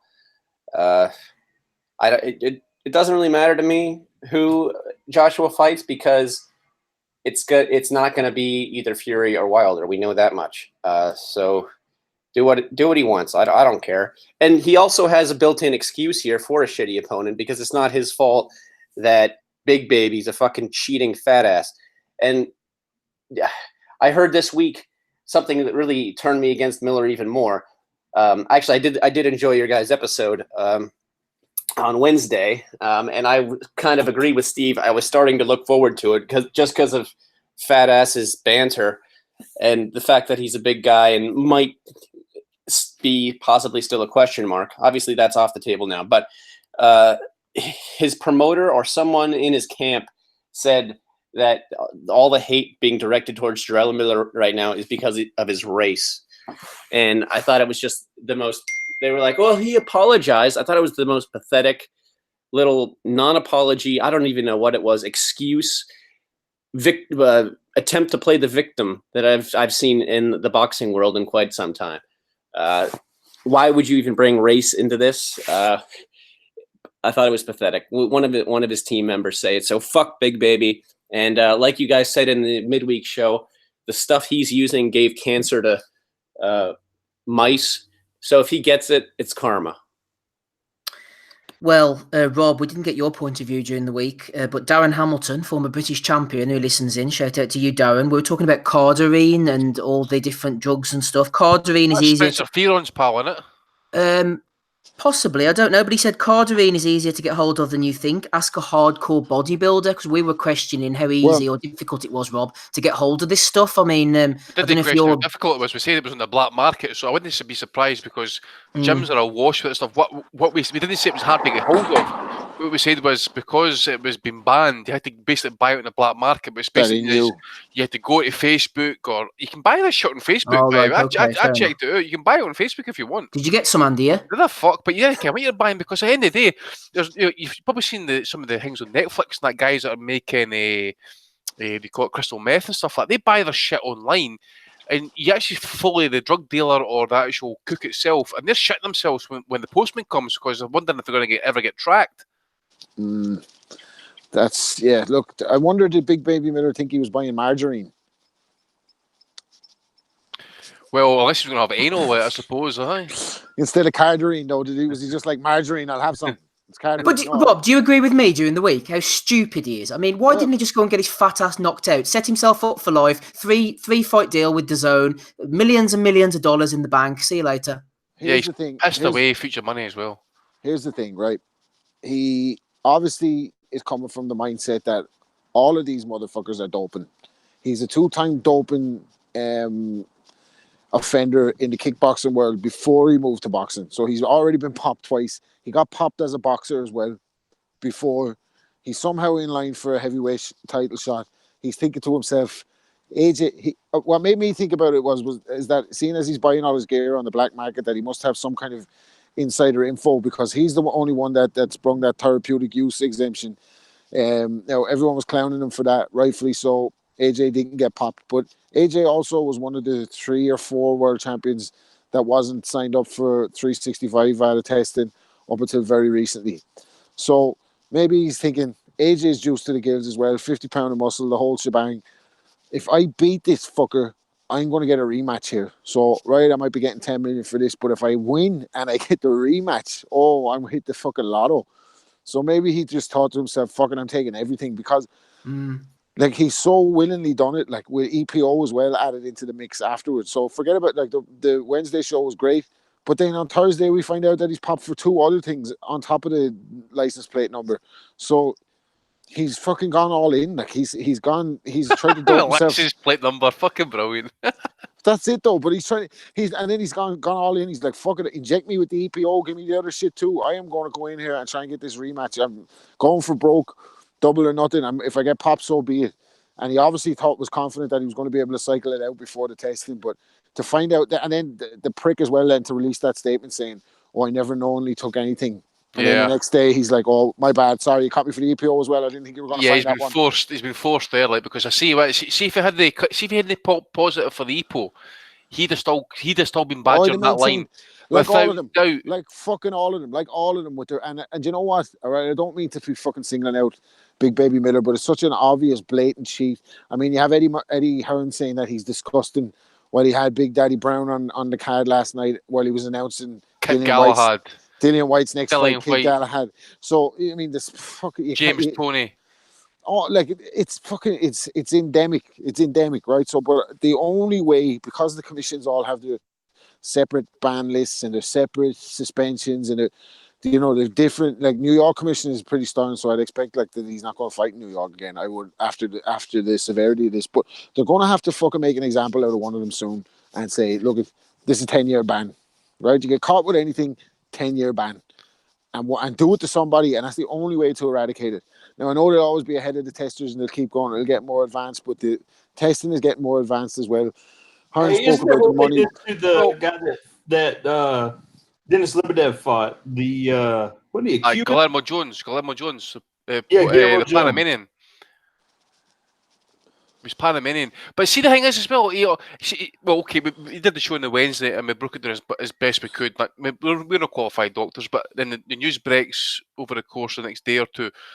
That is a clear look of a fighter who's on a drug program. He's got someone, I don't know if it's the best people he's got and stuff like that, but to get done for a fucking, as Rob says, a license plate number, right?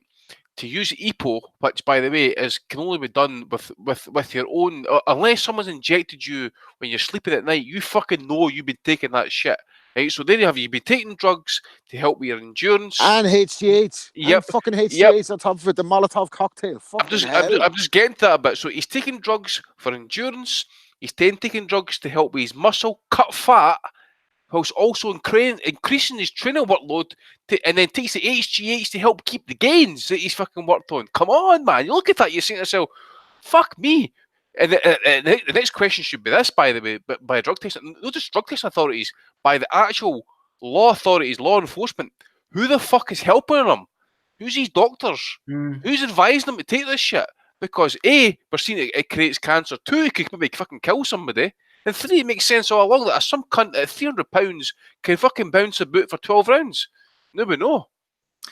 Yeah, the thing is, it's becoming so ubiquitous now. Like we say, everyone's virtue signaling about the drugs and blah, blah, blah. And they're saying it at one side of their mouth. And the other side of the mouth, they've got a guy sitting a couple of seats away from them, Andy, at a press conference who's also been popped. So it's sort of closing in on everybody now. The thing is as well, sorry to cut across, the thing is as well that Hearn's made it clear, like, it's 30 grand to get both fighters tested if both of them accept it. Bones are 30 grand. They can only really do it in the big fights. So fellas can engineer a career for themselves, like Big Baby Miller, put himself in a position where he's not really he'll have random drug testing in the week of the fight or in the weeks running up to the fight, but out of season, off competition, if the card is not that big, they're all fucking juiced to the gills. It's shocking. And they're really going to have to make an example out of somebody if they want to cut it out. Like, you're not trying to tell me a 10, 15-year ban is not going to fucking send people's life, you know what I mean? Your livelihood's going to be gone. Like, I asked that question, Rob, on Wednesday. I mean, because it's America and you go from state to state, different commissions and that. I mean, how does he get banned in America? I mean, in the UK, he would have his license revoked like that. Well, maybe in the top states, Andy, they should have some kind of agreement where Las Vegas, New York, and all those come together. And if he wants to go in the fights in the backwaters of Kentucky or friggin' Missouri or these places, then you can't fight anybody decent anyway. But like you say, the top commissions have to come together on this, really. Well, I think they need to be banning them for the sanctioning bodies. WBC and that they need to blanket ban 3, 2. He cannot fight for any WBC, WBA, IBF, WBO, any trinket. Doesn't matter how small or how shit you think that title is. He cannot fight for any of them. So you basically go to you got to basically kind of try and stop him from earning money, so to speak. He needs to be hit in the pocket. Clearly, it needs to be banned. I mean, fuck, as I say, Larry, how much did Larry get for that 4-year ban minimum? Yeah, no, he has to. They have to start. The commissions here. They'll honor a suspension from somewhere else, but it's real up in the air. Like, I'm sure it's one of those bullshit scenarios where if you throw a couple extra bucks at the New York Commission, they won't make a guy stay suspended if Nevada has suspended him. It just kind of depends, but I think like Margarito was one of those cases after the first Cotto fight and the Mosley fight, where did that fight? Was that in California or Nevada? Whichever one it was in. It was in Vegas, I'm sure. They suspended him there, and then every other major commission, which is basically Nevada, California, and New York, also suspended him. Excuse me. It's really fucked up here though, because I'm not sure about every other state, but Texas doesn't even really have a real a commission necessarily, not a group of people that are set up to oversee what happens in the state. Like, Texas is another. Of course, it's fucking Texas. It always has to be. You can tell by how much shit decisions come through here. But they have like a commissioner, and he's called the Games and Events Commissioner or some bullshit like that. At one point, it was what's the one really shitty ref from Texas? Lawrence Cole. Lawrence Cole. It was Larry Cole's daddy. Was the head coach, was the commissioner or whatever it is, the leader of that scenario. But it's really like they don't even really have regular meetings. And it's all over the map. So I'm very sure that if you got suspended in Nevada, that you could come to Texas and pay off Larry Cole's daddy or whoever it is. Well, that's the thing. It comes down to whether they're a draw or not. Because Canelo's back in not the time. Canelo got popped, cleared the B sample, and then puts in a performance against Golovkin. Everybody's magically forgotten, and he's now the highest paid athlete in the sport. So, a lot of them are taking it, thinking of the end goal. But for me, I always thought that the only way this gets sorted, and the judging, and the sanctioning bodies, is that if the feds go after these black market kind of drug suppliers, and they kind of then want to regulate boxing after that and bring in some rules. But other than that, I can't see it happening. We cannot have the government get involved in boxing, man. Fuck's sake, they can't even get the country sorted out properly. They can't even fight wars. They fucking fight the wrong wars. Box it, Andy. I'll tell you one thing, by the way. If you listen to Teddy Atlas, by the way, that's the one thing he will always be the advocate for. He does not want government involvement in boxing, and I'll tell you what, I'm the same. Fuck the government, by the way. They're corrupt as it is at the best of times. Imagine getting involved in boxing. I mean, possibly, but I mean, if there was some kind of framework put in place that had to that the sport had to adhere to, rather, you know what I'm saying, like a kind of a framework for outlines for bans that are across all commissions, because I think that's the only way you're going to eradicate it. Like if fighters knew that, right now they're looking at Canelo signing the biggest pay deal of his life and coming up with the Mexican taco excuse, and they're like, fuck it, I can think of an excuse too. If I get fucking popped, but if I don't get caught, I could be there. You know what I mean? So it's shocking. It's shit that we have to keep talking about this shit, really, to be honest with you, because Jarrell Big Baby Miller's after getting more press than he ever deserved, and it's different for him. He can go away. Nobody gave a shit about him in the first place. But if AJ and he never got popped, come up with an excuse, wasn't me, go be back fighting in another 6 months and just as big a draw, and that's wrong. Like, No, you're right. Well said. Dave, were you on last week talking about Lomachenko? Yes. Right, so I have a Lomachenko question, you see. I'm going to hit you with this one then, Gabe. I know you were on last week, but it got sent in late from friend of the pod, Emily Rogerson, but I just missed it. I think it came in either just before or just after the pod went live last week, Gabe. But Emily Rogerson threw it in and she said, Lomachenko, what next 3 fights do you want to see him in, Gabe? So next 3 fights for Lomachenko, if you can name me 3 names and we'll move on.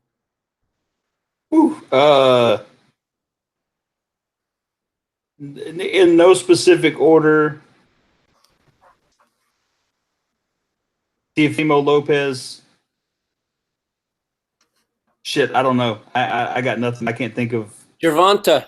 Richard Comey, Gervonta Davis. Yeah, that'll do. That'll do. I mean, none of those will. I mean, the Gervonta Davis fight is never going to happen. So. No, but it's fantasy. Yeah, fantasy. That sounds good. I'm okay with that.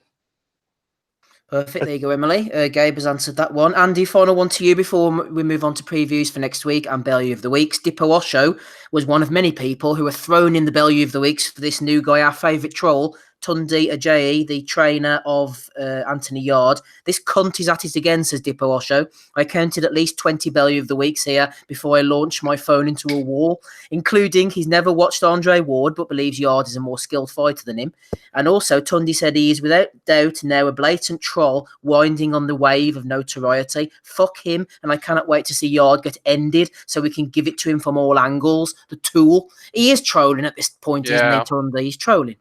Yeah, I mean, at the end of the day, if any self-respecting trainer of a supposed world-ranked boxer who claims never to seen Andre Ward fight is absolutely just fucking lying out his fart hole. As I say, at the end of the day, remind me, is the fight been signed and sealed for Russia for $4 million? Is this confirmed? I don't think it's been signed, Andy, yet. I don't think so.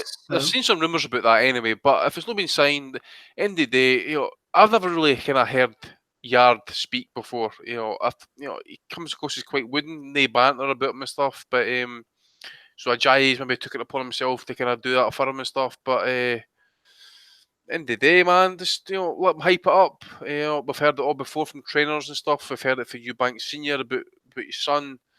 Other trainers are kind of escape my mind at the minute and stuff like that. At the end of the day, he's going to get called.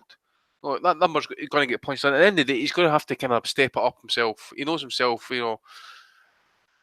But to talk about people like Kovalev, I've given Kovalev a shit in the past, but even at this point in his career, he's been in with some of the best in the division. Yard isn't even been the best in Europe, for fuck's sake. In Britain? With that as well. I've tried to be slightly kind of positive about him and stuff, but I don't know. As I say, we need to see him. We need to see him tested. We need to see him up and. I forget who it was I was listening to last night and stuff. I think it might have been Andre Ward or I don't know if it was Barry Jones. I forget who it was and stuff. But there's this issue in British boxing at the minute. These fighters, they're fighting C and D level fighters. I think it might have been off the back end of the Crawford fight last week. I'm not too sure, but it's like these British fighters. They fight these bums, these C and D level fighters. And next minute, they're fucking horsed into world title fights against good fighters. Potential pound for pound world class fighters and stuff like that. And they're getting embarrassed and getting ice and stuff. And it shouldn't be like that. They're not ready for these fights.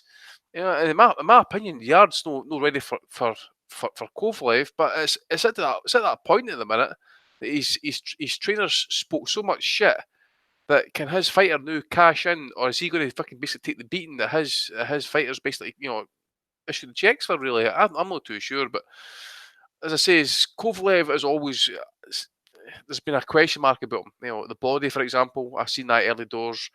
There's been question marks about his temperament.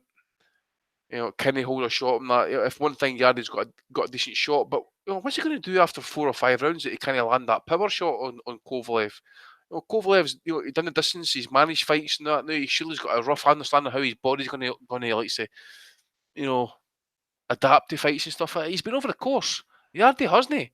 So I'll put it this way, I wouldn't be surprised to see the fight not happen at all this year.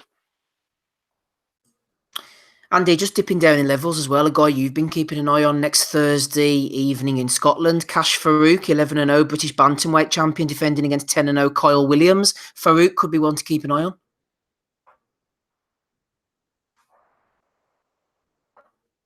Andy? Sorry, mate, I was on mute there. I was trying to wait myself there. Yeah, he's a good fighter, Cash Farouk. Uskar Farouk. He gets called untouchable and that. He is a really good fighter. BB Butch that for the I think it was his first defence of the title and stuff. Just to let the listeners know, I'm sure his fight's on BBC Scotland on Sky, so I think it's channel 115, I think. So it should be available free view, or if not, you might get it on. Might even get it on the BBC website actually on Thursday night. So just to kind of keep your eye out for it. Yeah, but this will be second defence. So I'm assuming he's going to try and kind of get the title one out right and maybe move it up to European level. But definitely one to watch. Very, very good fighter. I wouldn't be surprised maybe if it maybe goes for maybe Paul Butler after this fight actually as well. If Butler's still at bantamweight, unless he went back to super flyweight. But I don't know. We could maybe see. I don't know if he's still weighing McGuigan in that, but British Commonwealth unification fight between Faruqi and McGregor, at some point, maybe later on this year. And that I would definitely go and see that one if it's in Scotland, which it probably will be. I would imagine so. Vivian Orbanoff, Rob's favourite, is in action next Saturday night in Switzerland. She's got a handy one against 1-15 Monica Antonik. So there we go. Also next Friday. Yes. Yep, but open off that brows, Rob. That's what I'm talking about. We need to open off back at the weigh-in. That's what we want. She can give Rob a handy. I'm all for it. I'll tell you what nobody's talking about. This is the strangest meetup, the strangest networking event in boxing at the moment, over in European boxing anyway. Next Friday night, Matchroom Italy, Fabio Turci, Devis Boschiero, group of other guys. Not really quite sure what's going on with the old Matchroom link up with OP since 82, as they're called now, the old OP 2000. But it's marching on. I don't know if Sky Sports will be showing that or not, but we'll keep an eye out for it, shall we? Gabe, I know something that you'll be keeping an eye out for next Friday evening. The Forum, Inglewood, California. Wisaksil Wangek, better known as Mr. Sorung Vizai, rematch against Juan Francisco Estrada. Shout out to Matchroom on this one. I'll be giving them their props in association with Thompson Boxing Promotions, because this is a decent enough card here. Ronnie Rios is on it as well. Daniel Roman unifying against TJ Doheny. Jesse Vargas against Humberto Soto. Not as exciting. Anthony Sims Jr. is in action as well against Devon Alexander's brother. But it's all about the main event, Gabe. Next Friday night over in California. Sorung Vizai against Estrada. How do you think it's going to go down? Oh, man. I'm really pumped up for that one. I know that whenever that fight happened, it was my fight of the year. I was really pleased with it. I've been a Juan Francisco Estrada fan for some time, seen quite a few of his fights. I just like the mix of styles that he brings, because he can box a guy's ears off, but whenever the shit hits the fan, he can get dirty and he can go into the trenches and fight guys too. He's got a great blend of intelligence and balls, and to see a guy like him, I'm really excited for it again. I was kind of worried about whenever HBO went off the air if I was going to get much chance to see him in his next fights. Thank God that they're putting this fight on, because this has all the makings to be a great second fight, and assuming it goes anywhere near the first fight, set up for a great trilogy. Rungvisai is fucking huge at the weight. I mean, the guy is massive. His calves are as big as most guys' thighs in that division. I really like What he does, though, he's not just a monstrous puncher. He packs plenty of power, got tons of power, but he also brings in some really good boxing ability too. Now, he's never going to be a guy that's going to just completely box somebody's ears off, but I am super excited about this fight. I've been excited since they announced it. I can't hardly wait. I can't even keep my shit together right now. I'm going to be out of town on Friday, but I'm going to get back home in time to get down to the couch, get settled in, and view this one. Absolutely just thrilled about that fight. The rest of the card, yeah, I mean, I don't know. It's not the biggest piece of shit I've ever seen, I guess. Certainly, you know, I really don't want to watch Humberto Soto again. Zarita was also has also been another guy that I've watched for a long time. Really enjoyed watching his fights whenever he was younger. He's too old to be fighting still, I feel like. And at the weight he's fighting at, he's too far past it. I don't want to see him get hurt. He made a great career of also doing a little bit like Rungvisai did, being a good fighter who could box. I tend to think that he was a little bit better of a fighter than boxer. I think his boxing skills maybe kind of people saw what he did and chalked it up to a guy that was great in that area, or not great, but really good in that area. And I don't really see that. I always just felt like he had enough brains to go with the massive balls that he had. Tons of great fights from Humberto Soto. So if there's somebody out there that hasn't seen a lot of his fights or isn't real familiar with his body of work, you got to get to watching some of his work. He's put on tons of great stuff. As excited as I am to see him still competing, the other part of me just, I don't want to see it. The Roman fight, I could take or leave. I'll watch it and we'll see what happens. Really, the rest of the card after that, though, for me is kind of, I mean, I'll watch it for sure, but it's not. I think it's getting overshadowed for me by the Rungvisai Estrada fight. I mean, I can't tell you how excited I am to see that fight happen again. Ever since the first one, I knew there had to be a rematch because it was such a damn good fight. And if all indications are correct from the first fight, we're looking at a potential fight of the year candidate on that one. So I think everybody who really enjoys boxing should tune into that one. You know, chances are it may not live up to the first one, but it should be damn good. There you go, Dave. Might not live up to the first one, but it could be damn good. What's the story with Saur Rungvisai? Because he had an excellent 2017, defeating Chocolatito Gonzalez a couple of times. Then he sprung into 2018 with a win over Juan Francisco Estrada. But for the last year or so, he's been treading water, non-title fight against young Gilbey back in Thailand, and a title defence against Iran Diaz. Why hasn't he capitalised? Why has he took a year messing about? I know he's had a few personal problems and that, but I think he should have struck while the iron was hot and got the Estrada rematch straight away towards the end of 2018. Is this ship about to sail for Saur Rungvisai, Dave? Could it be the HBO factor? Because HGH factor? Well, I hope not. I mean, I wouldn't be surprised by the guy's physique and his abilities, but I don't think there's any. We can't call him guilty yet. Although I guess that makes me kind of a hypocrite because I just said we all think Pulev's doing it. I don't know. Yeah, I'm not going to say either one is definitely a cheat, but I think might be the HBO factor is why he has ran back to Thailand. What do you mean by his personal problems? Didn't he have an issue with his fiancée or something? I think he was chasing a bit of tail, wasn't he? And then she got rid of him and he was all upset about it. I might be butchering the story, but there was something along those lines. Oh, very tragic.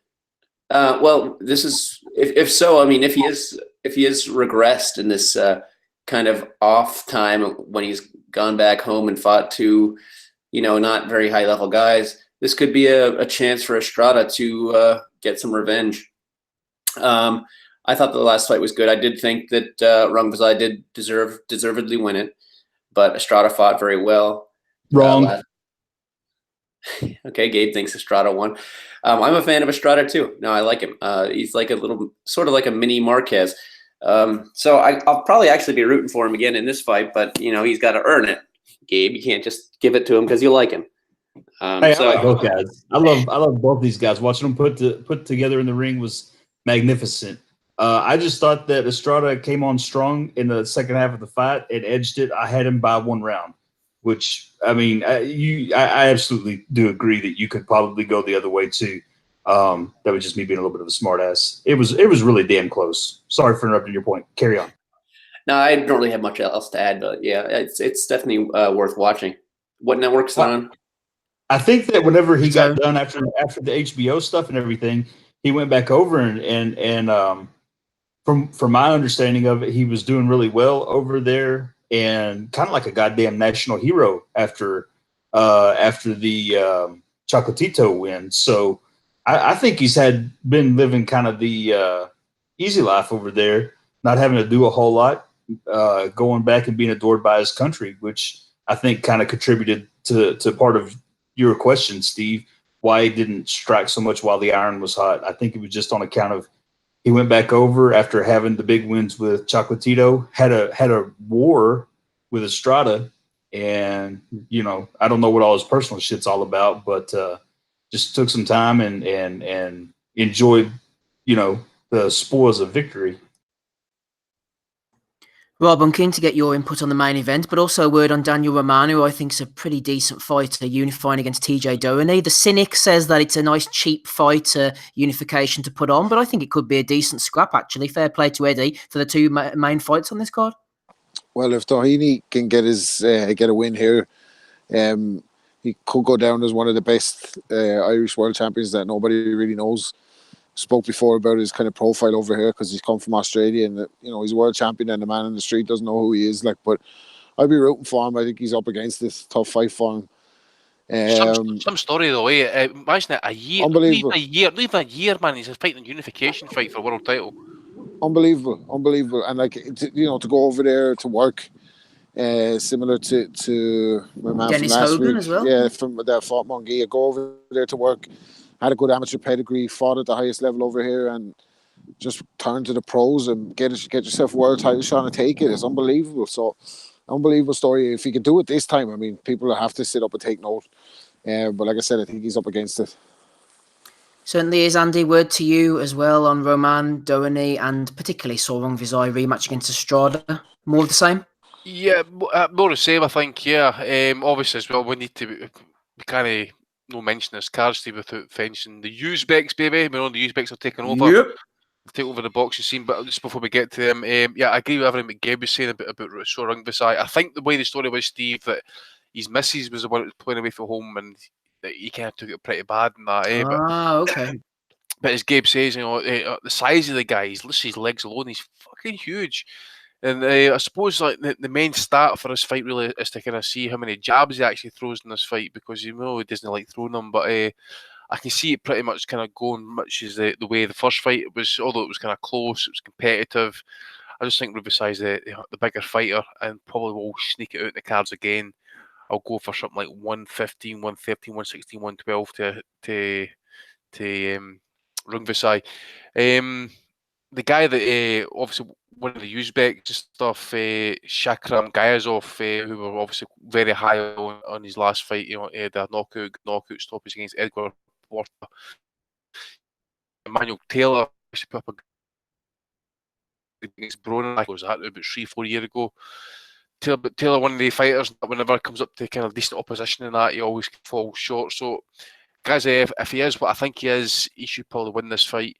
And obviously, the other Uzbek that I've been keeping a very close eye on as well, Steve, is Murdagan Akhmadaliev. He's fighting Carlos Carlson, who's obviously he's mixed it against Genesis, Savanier, and Yamanaka for the world title back in the day. He's fought Isaac Zarate, who I think's also fought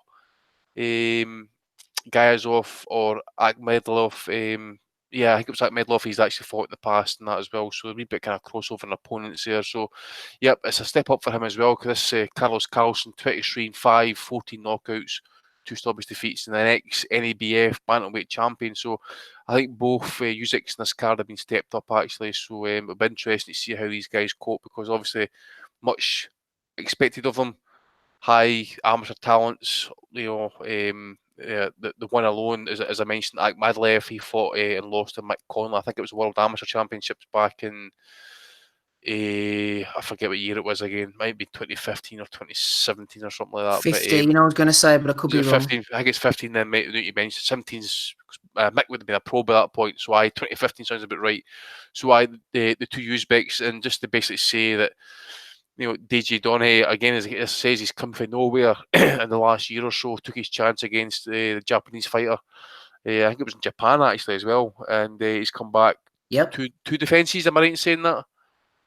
At least one defence anyway. One defence, I think, yeah. One defence, and he's got a unification fight against a fighter who there's nothing really exciting, but he is a solid pro, shall we say that. If you look at his win, I think I don't know how many years he's been undefeated now. I think he's got a defeat in his record, but he's beat Moses Flores, Gav McDonnell, Big 20 Gav, sorry, Raul Matsumoto, decent victories.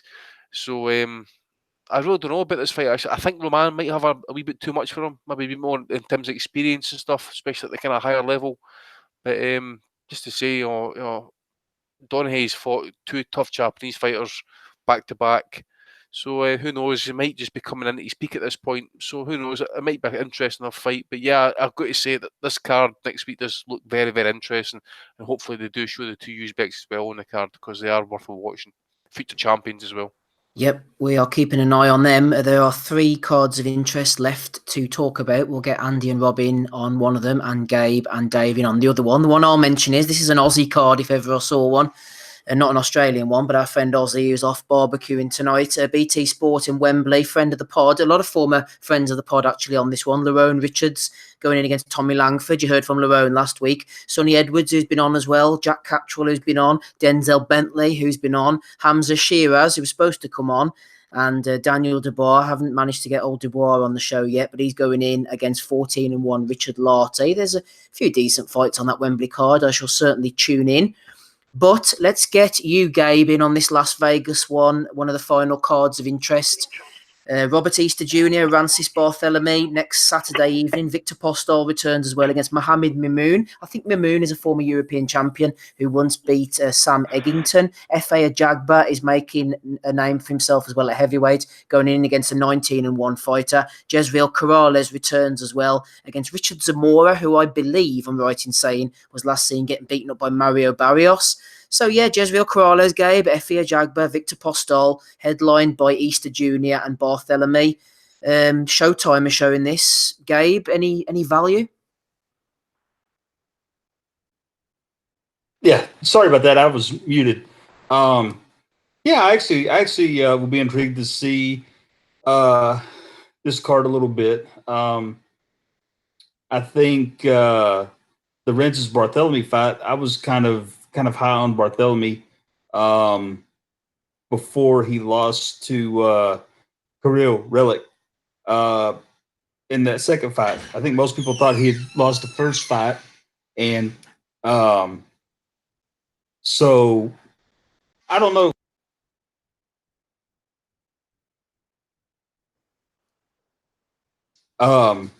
Sorry about that.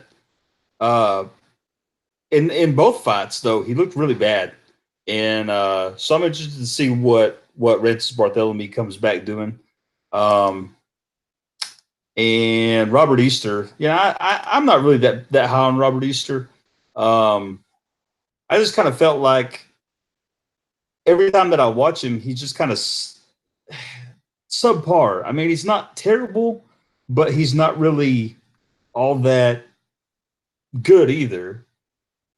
Just nothing about him really thrills me, I guess. And so, I'll be interested to see what he does. I'm not really looking all that much forward to his particular fight. I guess I'd like to see the Victor Postol fight and see what he's got.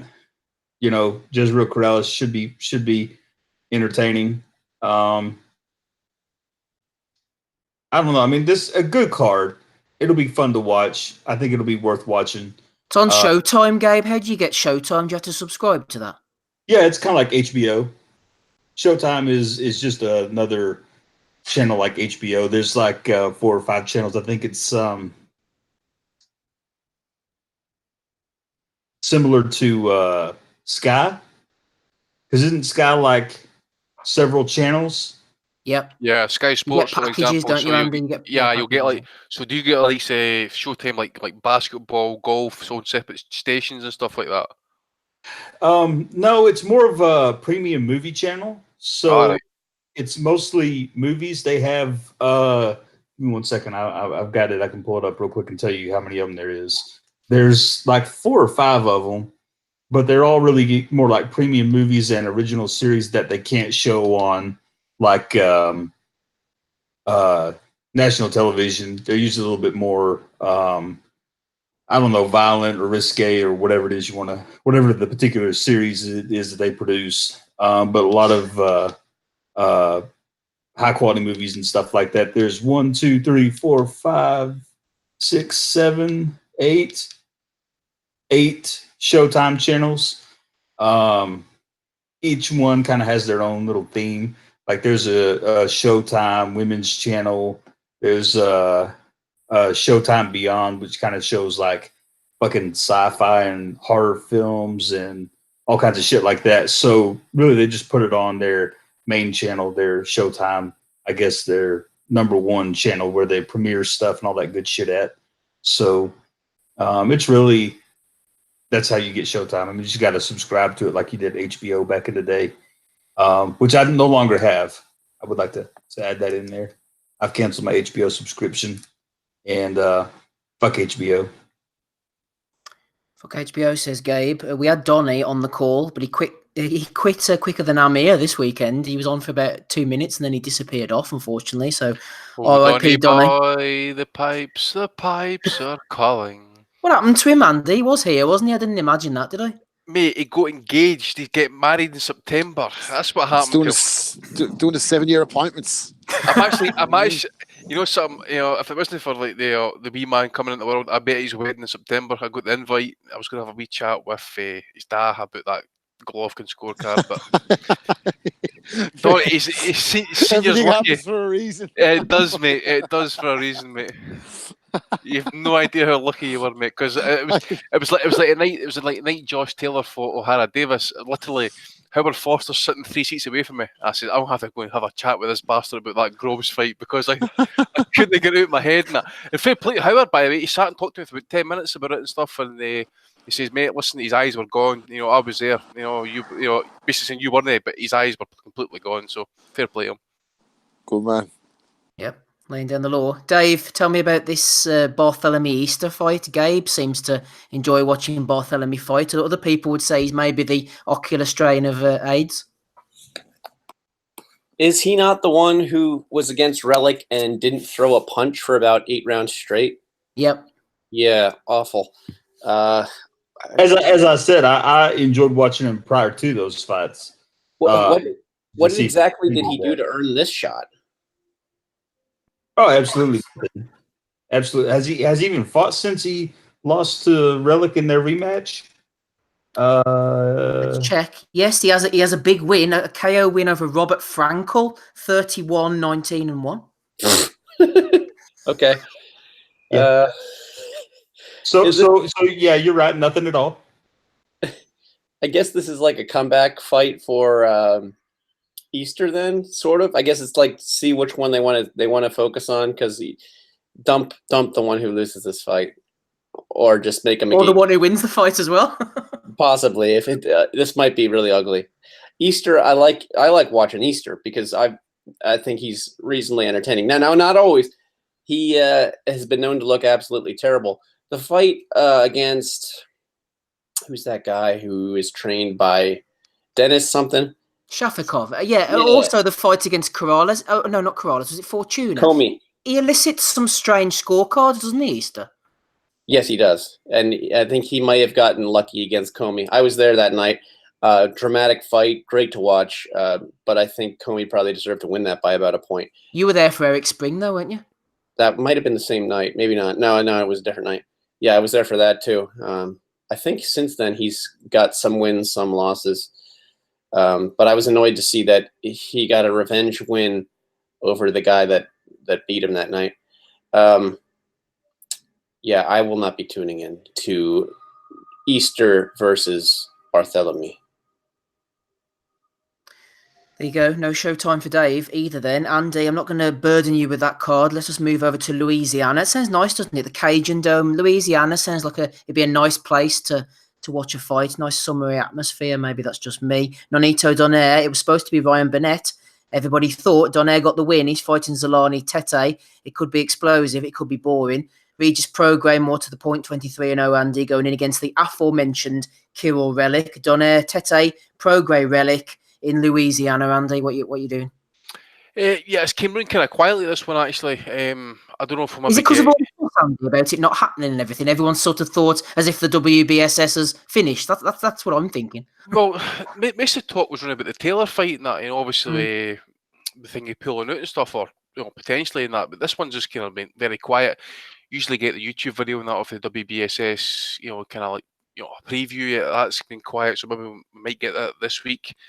Prograis, Relic, and that I think Relic, he's good at what he does. He's awkward. He's tough. So, but I think it might be a very interesting fight for Prograis actually, which I think I'm going to be say this is probably going to be his first legit test really. Because I think Relic, as I say, he's tough. Some good wins on the road and that as well. He has been abroad. He's beat Bartholomew as well. Obviously unlucky against Burns. And Troyanowski as well, who at one point, he was a contender, shall we say. So I'm going to go close points, and probably because it's in Louisiana, I'll probably go Prograis, but I wouldn't be surprised if we get a majority decision here. I think Relic will probably kind of push it close. Tete Donaire, I really don't know about this one, Steve. You know what it's like with Tete. Is he going to turn up in the mood? Is he going to be kind of like respectful, just kind of sit in the back foot and try and counter Donaire? How's Donaire going to be at the weight? I don't know about this one. I'm going to say maybe, I don't know. I really don't know about this one at all, actually. What are you thinking about this Tete one? on point. I'm thinking Tete on point. Again, as I say, I really don't know how Tete is going to turn up. I really don't know, mate. How good is Tete, Andy? Do we know? Well, when push comes to shove against the best, say. Because like you said, he looked explosive against guys like Paul Butler, against guys like Siboney's Ogonia, who come for him. But other fellas are giving him trouble, and he can stink the place out as well. I don't know what to make of him.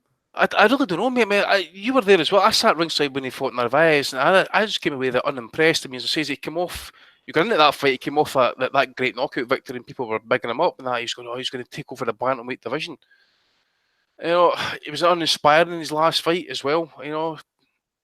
He got, suppose there was, remember right, there was no points galore getting deducted in that fight. MB makes a good point in the chat, Andy. How has Donaire made bantamweight again? We keep on hearing about him not being able to make the weight, but he keeps getting down there. He gets down there, and as far as we know, he's clean and doing it. He was a pioneer, shall we say, back in the day with the drug testing and stuff. Him and I think it was Ward, I think. I think he's doing it right. But again, what age is he now? 35, 36? I would say 35 off the top of my head. I'll be safe. I'll go with your pick, but I'll go Tete on points. 36. He's 36 on there. Yeah, I'll go Tete on points. I really don't know. As I say, Donaire's obviously got to be respected. Doing it that way, he's going to carry a bit of power and that, but can he land it? Maybe. But you're going to say safe bet, Tete. Tete, the safe bet then, Rob. I'm going for Prograis points over Relic. I think Relic will give him a fight, but I think Prograis will be not a wide winner, but a sort of handy enough, recognisable winner. And Donaire against Tete could be interesting early on, but I could see Tete snake charming him to a dull points win. What do you think? Yeah, I could definitely see that. The thing about Tete, I don't know if he's got the shades of rig on there where he hits a bit hard and then fellas don't want to kind of, you know what I mean? They're happy. He's happy to try and sit off and counter fellas where they're not come and try to swarm him. Donaire obviously is a sharpshooter, big power still left. That's pretty much kind of his main armory now. Like Donaire, he's physically, you don't know if he's going to break down. There's only so many times you can go to the well. Like he's campaigned at a very high level for a very long time. But Tete, if this is going to be Tete's time where he does anything in the division, he has to be capable of beating this version of Nonito. And I think he will. I think it'll be kind of boring as well. I think he'll just kind of diffuse him. And with Donaire's reflexes are not really what they were, I think he'd be able to kind of, I wouldn't say cruise to a win, because Donaire, you're never going to be altogether comfortable in there with him. He can still punch. But I think he's, even up, they kind of, he was competitive in the last fight up to the bizarre stoppage and doing really well in the fight. You couldn't begrudge him. Like, if he was to go on and win this tournament, it'd be absolutely unbelievable story. And it's not that he's not capable of doing it. He can still turn the lights out on anybody, I think. But I just think Tete is going to sneak past him, and I'd expect Prograis to come away with the decision win as well. Yeah, Ant has mentioned something in the chat. I know that Prograis was getting trolled by Juan Carlos Ramirez, his manager, about the amount of tickets that have been sold. Ant says they've sold about 50 tickets for this, not even joking. No idea how they're making any money on this whole thing.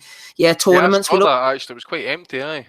Yeah, we love the tournaments, I suppose, but do they work in boxing ever, really? I'm not sure, to be honest. Editing King as well thinks heart over head. Donaire might get the win over Tete. He's going for Prograis. Unanimous decision, but yeah, they're not shifting any tickets at all. I'll tell you someone who will be shifting tickets. Donny Baseball, glorious return. He's marching in, turned heel. Donny, how are you? I'm good, Stephen. How are you? I'm very well. It's great to hear your voice, Donny, on such an auspicious weekend as well. What brings you to the pod, sir? Because quit. I got. You did a guy.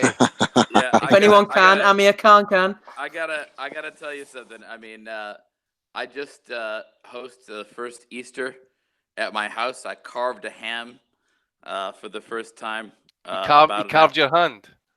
No, a ham. H-A-M. Oh, that's a shame, man. No. There's no blood. And I just interrupted a gathering with, 10 members of my family to come on because I'm so fucking angry about what my hero did last night. Like, I'm completely, totally fucking, I mean, literally, like, I woke up this morning in a pissed off mood because, like, I actually turned the television on last night, and I on the way home from dinner, I left, by the way, I was out with friends, and I left early because I wanted to go home and watch this fight. I bought it on pay-per-view, and on the way home, I'm showing my fiance, I'm like, oh, you gotta look at Khan. Like, the one thing about him is that, he gets knocked out sometimes, but, whenever he like goes for it, like he lays it all on the line. And I showed her some of those, those highlight clips of him landing like those 8 and 9 punch combinations. So she was excited and she started watching it with me. And then when he fucking quit, I was like, I didn't even know how to explain it to her. I'm like, you don't understand. This guy's a warrior. This isn't something that he normally does, but he did it. And I was so upset about this. I mean, this is a guy who's built his brand off of, and, to his credit, I mean, he really has lived by the sort of creed of like, live by the sword, die by the sword. I mean, he's fought everybody. He is, when he gets in there or whatever, sometimes to his detriment, he doesn't stick to the game plan and he wants to get into a firefight or whatever, even though he knows that he has the vulnerability of his weak chin. And he gets into firefights and, and he gets hurt or he gets knocked down. But like, he always gives it his all and he always goes out on a shield. And then all of a sudden he just didn't. He whined to Virgil Hunter and then Virgil stopped it. I mean, Donny, is it best your fiance finds out about your character flaws now, though, sooner rather than later? Yeah, well, apparently I'm a poor judge of character. No, I mean, this was like, if you're a poor judge of character, Donny, you still want to get married in September, mate? What's that? I said, if you got a poor judge of character, do you still want to get married in September? Well, that's a little harsh, but has she found your copy of 7 Year Anal in the drawer yet, Donny? It's a bit fair, mate. It's a fair question. No, I just as Andy would say, I was fucking incandescent with rage, man. But that's Irish, man. Shrek. Andy's turned into Shrek. But yeah, no, Irish. I was really mad about that because honestly, like, to me, he built his brand off of being a badass who like would always go out on his shield and then all of a sudden he just packs it in like that. Like, people could give you shit about being a fan of Aamir Khan, be like, oh yeah, he's always getting knocked out or whatever. But like, you could say, well, you know what? He always goes for it, and he always like fucking puts his balls on the line and just goes for it in every fight that he's in. And like when he didn't do that last He night, did like, put his Put his balls on the line. shelf now. yeah. No, man, but when he didn't live up to that fucking, like Warriors code that he always, kind of lives by, it was very disappointing as a fan. So I think just, he knew. and I think he and knew. honestly, the only way that he really redeems himself by this, by the way, because there have been some great fighters that have quit in fights. Like Duran, obviously, is the most telling example. But he went on to redeem himself later. But I was thinking more like along the lines of Chavez Sr. And also Mike Tyson, both quit in their last fights. But the thing is that was their last fight. They fucking packed it in. So if Khan retires now, and if he just says, "Hey, I lost the hunger," and he can retain his dignity, but if he doesn't retire and he keeps fighting on, then this will be a stain on his legacy. Like he just needs to just pack it in and just admit what we all already know, that that his head and his heart isn't in it anymore, and that it's time to move on. I mean, go out. He can be a good commentator. He'll be fine, but he's not a fighter anymore. He was a guy looking for a payday, and then he took a fucking cheap and easy way out, and that's it. I think you're right in terms of he knows he hasn't got it yet. I thought it was very telling in the head-to-head that BT Sport put out with Bunce. And in fairness to Bunce, he did defend himself pretty well when Exactly. Crawford felt like he was under fire. But if you see Crawford rocking in the chair, yeah, when throwing punches in his head. Crawford said you know what? He's talking about like, oh, he needs to get up for this fight. Crawford goes, I get up for every fight. He's like, that's the thing. He goes, he lost the hunger, and it's impossible to get it back. He's like, he's twitching in the chair, like he's twitching. He's throwing the punches in his head, and Cam was like almost too respectful of him, like he didn't want to engage in it. And like I know he's laid back, but I just thought it was very telling that like this guy knows he hasn't got that intensity anymore. And I don't think, honestly, I think Crawford beats him anytime. What did Marvin Hagler say? It's hard to get up and do your road work at 5 a.m. when you're waking up in silk pajamas. Exactly. I mean, Khan's made his money and he's happy and he's living his life. He doesn't have the hunger that like a Crawford has. You know what I mean? He's not waking up with silk pajamas, man. He's waking up with Skype, baby. They're wearing the silk pajamas, but I think it's very telling in that he didn't take the 5 minutes. You know what I mean? When you see him not taking the 5 minutes, like the old Aamir Khan would have wanted to, you'd have to nail him to the floor. Like even in the Garcia fight, he's still trying to fight on. Remember when the referee had the camera on his head? He's still trying to go, but last night it just wasn't there. Yeah, look at round 10 in the Maidana fight. Exactly. He on for dear life. There's no way he was quitting. Anyway, Dave Lobach's quit. Donnie, anything else to add from the weekend? We're going on to Belly of the Week shortly. If you want to stay with us, I'll see if I can, but I probably have to get back to the Easter dinner table because they're gonna wonder where the hell I went for 20 minutes. So we're more important. We're your real family, Donnie. That is true. Yeah, but all right. Let me see if I can sneak back at about 10. If you're still there, then I'll be back. Good man, that'll do. Thank you, Donnie Baseball. Right, everybody. Thanks for having me, guys. I appreciate it. No problem. Live and exclusive. Right, fuck Shout out, Andy, to Smohawk69, who has subscribed live to us as we're going here. I just had a message pop up from Smohawk69 has subscribed to the pod. So welcome to you, sir. Hopefully you're enjoying yourself. Let's get on to Belly of the Weeks, everybody. Dave's still with us. Donnie's gone. Andy's here. Gabe's here. Wrapping up. Kelly's with us as well. No Aussie this week. No Adam Smido-Smith either. LL Cool K, Kurt Ward, over on the Twitters, not so much on the pod these days, has nominated Tundi, multiple offences. Tundi was speaking to Mark Gatford. We already know this guy, Crusher Kovalev, gasses out after 4 rounds, says Tundi. Andre Ward does not have the skill set of Anthony Yard. He talks about Kovalev, Russia, why they don't need any sparring, apparently, so a nomination for him. Boxing Brave has nominated Deontay Wilder. Speaking to Boxing Scene, he said, soon I will be the highest paid athlete in the world. Jay King. Andy, you might have some more intel on this. Ryan O'Hara put up a picture of former 140-pound world champion DeMarcus Corley. A picture of his feet all cut up. He's accused former titleist Zab Judah of pulling a knife on him after he reportedly knocked him out in the parking lot at Mayweather Gym. What was that? What was Corley up to there with the feet? I didn't read that, mate. I seen a picture of some feet mangled. His feet were all cut up, weren't they? It was really strange. I just took that. I didn't read it, mate. I just looked at the picture and assumed it was like a fighter whose feet had been cut up because of the ring. That maybe his feet's just been like blistered or something like that. It's just cut up in them. I don't know. Maybe Rob knows. I'm just wondering, like, if they got into a scuffle and Corley knocked him out in the car park, which is possible because he had a hell of a hellacious punch. Were they in some kind of MMA pose where he's like putting his feet up to try and get Zab off him, and Zab just pulls out the jab, hits him with a quick little poke with the blade. I don't know, with the ox, as they say in New York. I don't know. That's brutal, isn't it? Bizarre. But Zab has form. Put it that way, he has form outside the ring. Sounds like Corley landed more punches than when they fought for real, Rob. Yeah, maybe that was the rematch that we all needed to see.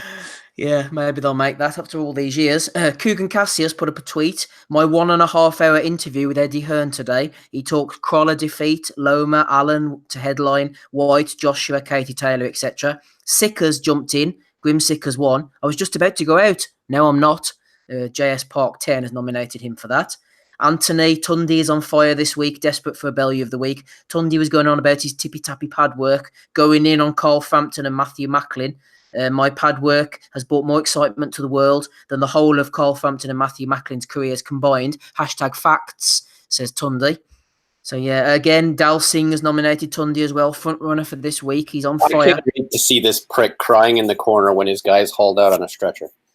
You began the percentage, Dave. You began the percentage. Who else have we got here? Giles has nominated mid-range hooker. He said, why do all the Anthony Yard haters say he's never even fought at British level when they know fine well he iced a guy who had just drawn with Stieglitz in a European title bout? Going to be glorious when Yard ices Kovalev like a young David Hay, wrecking Mormek. #Lions only, says mid-range hooker.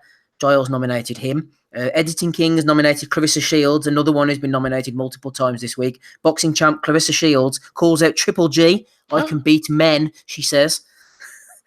Honestly, she posted a picture of herself punching Triple G last night on Twitter, right? I'm just wondering the other way around about, just to be like the devil's advocate here, you know, a supporter of feminism. What happens if Triple G put out a picture of fucking him punching her? Outrage. That's a good point. I don't know about all that, but I'm hoping the fight gets made. Yeah, be a good one, wouldn't it? Update, Rob. JG said that Corley and Judah were fighting outside, and as I suspected, Corley cut his feet on the concrete, so he must have been running in bare feet for some reason. Well, I don't know though, because it must have been like on the method drawing or something. Corley has previous for overly tight shoes. He gave. This is weird, but he gave Shane Mosley the shoes, apparently, allegedly. He gave Shane Mosley the shoes that he wore against Pacquiao and obviously cut his feet up bad in that fight, so bad that he wanted the fight stopped. And our old friend Mark Big Digga on the forums used to say that if only Corley hadn't known Shane Mosley, Mosley would have schooled Pacquiao. There we go then.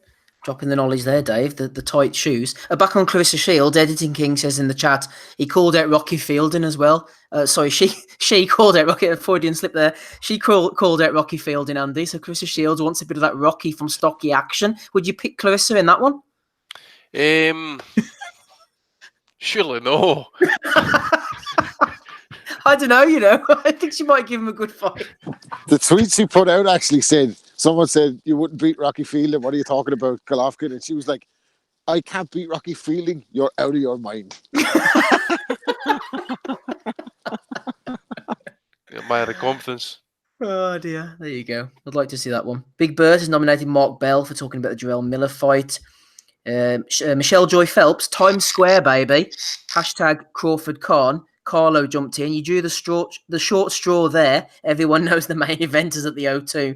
Richard Allen nominated Carlo for that one. Jay King has nominated Clarissa Shields. Again, I could beat up Thurman, give Golovkin a run for his money. Michael Woods, again, JS Parkin on Clarissa Shields. I spar with men, she said. I drop men. I bust men's noses. I beat men up all the time. They may be stronger than me, but their boxing ability isn't like mine. Triple G, he's older now, but I could give Triple G a run for his money. Power for power isn't a question, because what is boxing? Boxing is the sweet science, says Clarissa. She's going ahead in my estimation on the belly of the week list.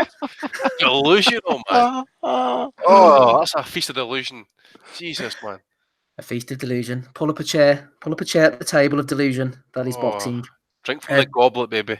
She's sitting next to Tunde at the moment. We have an early winner for Sunday, says Dave Knight. Tunde saying, who is Darren Barker? He never won a world title. To then be corrected by Umar, IFL Umar. Classic, says Dave.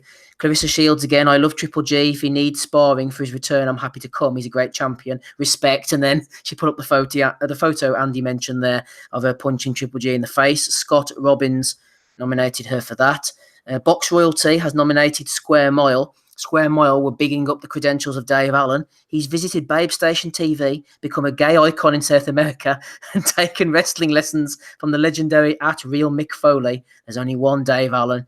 There you are, gay icon in South America, says Box Royalty, laughing along to that one. Yeah, he's not addicted to the limelight, eh? Maybe he should fight Saul Farah for the South American gay icon title. Yeah. Okay. Andy's on board with that one, everybody.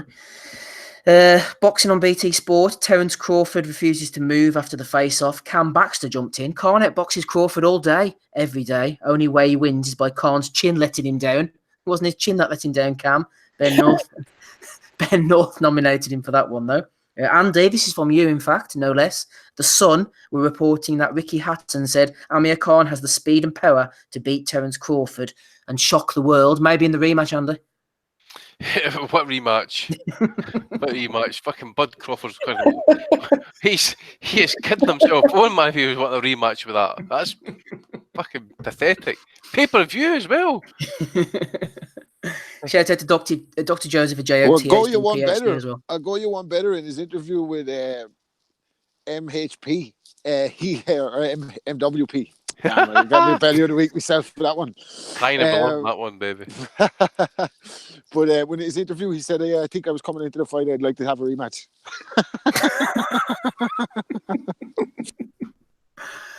It gets worse, everybody. Sam has also nominated Boxing on BT Sport. They put up a little collage, little montage that they'd made of Aamir Khan in colour with all of his opponents in colour. After tonight, Aamir Khan will have fought all these different guys, and they put all the fighters that have beaten him in grey.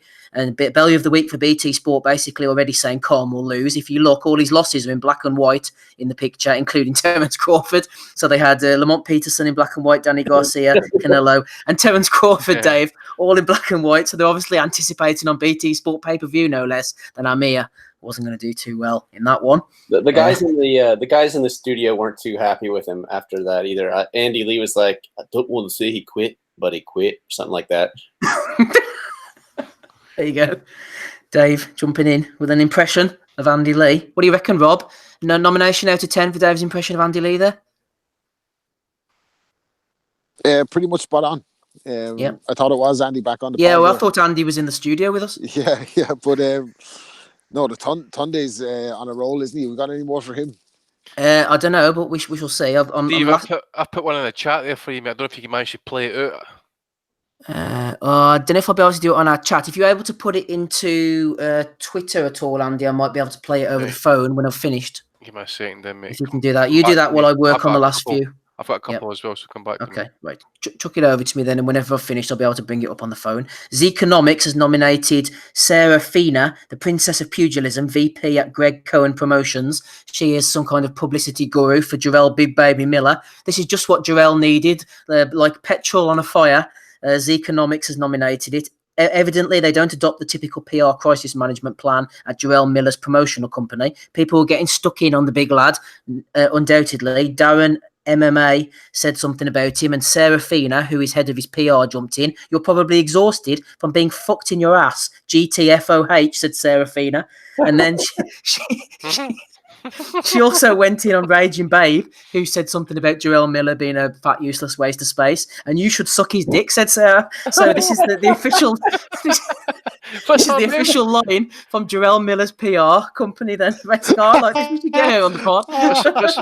What's her name?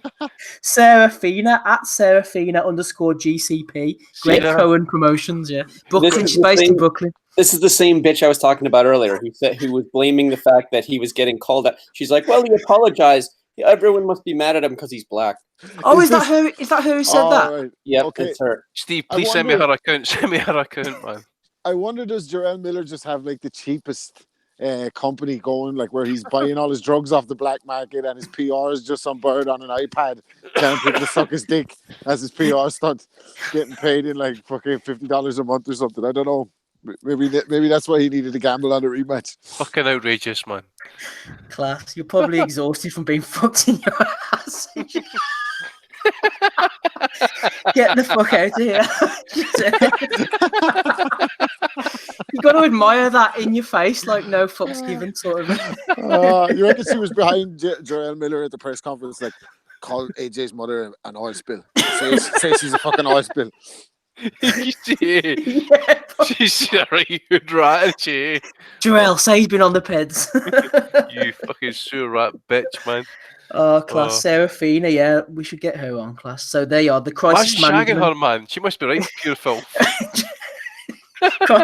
Crisis management in action. She deleted them, unfortunately, which is the only upsetting part. There you go, Serafina. Well done. I've got a few more, everybody. Darren Cope has nominated Carl Froch. Dave Allen has been to Nottingham and done some rounds sparring with my brother, who's dipping his toe in the in-license scene, says Carl Froch. Zeconomics has also nominated Sky Sports, Wilder versus Brazil advert. The world awaits Wilder versus Joshua. So here's a fucking shite fight in the meantime, says Zico, while you wait for the good one that's got no sign of actually happening. So Sky Sports being nominated there. Andy Clark as well was talking. I think he was on about Ben Davidson, saying Davidson had said something about if you're not in the ring, you don't know what's going on with Khan, and Andy Clark has backed him up. And I thought an excellent comment came in from @boxingfanatic_. Michael, he jumped in and said, interesting that Sky or BT never asked for my BoxRec stats when booking pay-per-views. So I thought that was quite a good comeback from Michael there. They're only interested in whether you've boxed or not, apart from when you're buying pay-per-views. Andy, they're not too fussed then. Yeah, we'll just leave it at that at the minute. I didn't want to go in on Sky. No. I want to leave it this week, you know. No more Sky hate there. Yeah, we're getting on to 10:30, so we better hurry up. King D, Heavy D. Sounds like a great character, has been nominated by Free Big Willie. Josh Pretty Boy Kelly is pure class, says King D. He is the English Lomachenko. He's unstoppable. He's got 61 likes as well for that pish.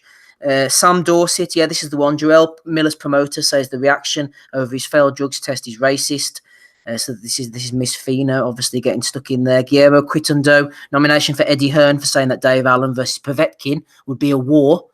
Yeah, it might be. And also Hattenbaum, haven't heard from him in a while, nominating Roberto Diaz. Canelo versus Jacobs is 2 weeks away. And come May the 4th, says Roberto Diaz, the fans are guaranteed a modern-day Hagler versus Hearns.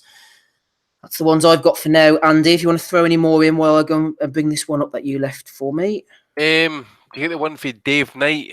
I think he'd actually tweeted Tommy earlier on this morning or last Read night. it out if you got it, Andy, in case I missed it. Right, what it was is he's put a $5 bet on a three-way, and it basically returned £950 on Aamir Khan to win the fight at 8-1, Gashi to win the fight 11-2, and Lucas Brown to win the fight at 94. So that one got put up as well for Bill of the Week. I think Tommy put that one up. You get Darren Cope's one as well, but Carl Froch, but Alan has been in Nottingham and done some. You got that one as well, mate. On the in-license scene, yep. Yep. I don't know if Mark Gatford's one came in earlier on this week on the Monday. I read that in right at the top well. of it. Yep, right, yep. That's all I've got at the minute, mate, and that one that I sent you as well. So yeah, from Jarrell Miller. Let's hear Jarrell Miller through the medium of Boxing News TV explaining. I haven't listened to this, everybody, so hopefully it's family friendly. Let's listen to Jarrell explaining. This is boy Big Baby Miller here. A lot can be said right now. I'm gonna get straight to the point. I messed up. You lied. I messed up. I made a bad call. A lot of ways to handle the situation. I handled it wrongly. Yes. And I'm paying a price for it. I missed out on a big opportunity. And I'm hurting on this side. You know, my heart is bleeding right now. I hurt my family, my friends, my team, my supporters. Your mortgage. I'm going to own up to it. I'm going to deal with it. I'm going to correct it. And I'm going to come back better. And I'm humbled by the experience to understand, you know, how to handle certain things, man. And I'm going to leave it as that. You know, I love you guys, and I appreciate you guys out there. And, you know, fighters, we go through a lot. And I don't want to make it a bad name for ourselves. And it's time to do right and get right. So I thank you. I love the way he distances himself there, Andy, by going into Fighters Collective. Oh my Christ! Yeah, I mean, he's humble by experience. You're only humble because you got Tiger Woods. Stay humble. Yeah, you're only humble because you got Tiger Woods. You basically hit rock bottom and you've had to basically take it on the chin. I think when you get to God status like Joshua, right? When you got that machine behind you, or that money, or that power and influence, right? You get fucked, and you get fucked good, baby. So, big baby. I mean, come on, it's just Probably exhausted. badly. I mean, as I say, he's lost what I think with his purse, the British money or the TV money stuff. I think he stands to lose something like $7 million in this fight. I think he's got something like $3 million off 2 fights after it or something. That's a shitload of cash and that. So yeah, it's a big road back, but you don't know. I mean, if he returns and stuff like that, what kind of states are going to be in with all the gear? And plus, he's taken the gear, and it's been everybody who's listened to anybody who's like Victor Conte and that, he's now going to have the benefit of having those drugs in his system for a number of years. It's been proven. You take EPO, you can get the gains and the benefits and that some 2-3 years down the line, regardless of getting banned and stuff like that. People know this. If you don't know it, then go away and listen to people who do know this shit. So it says he deserves a lengthy ban. He's been all in here. It's disgraceful. To be fair, Andy, as a great man once said, if you stay humble, then you'll never stumble. Yeah, Joseph J.O., THD, PhD. Again, he had a point. Does he get that high up in weight with bread and water? Really? Seriously? It'd be funny if he comes back at like 195 pounds, wouldn't it? Oh, fucking hell, what? No, man. Jesus. It's just as I say, the amount of Making money his comeback involved. as small baby Miller.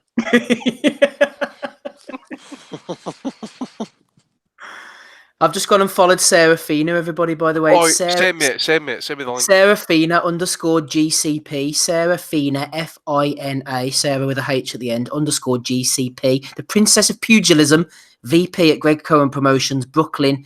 Yeah, get on board, man. I think there could be a lot of value here. Okay. Dom had asked a question. We'll throw that in at the end, Dom. I don't know if it's a question or a statement or a stream of consciousness, to be honest, but we'll get to it anyway. Any other nominations? Yeah, Gabe.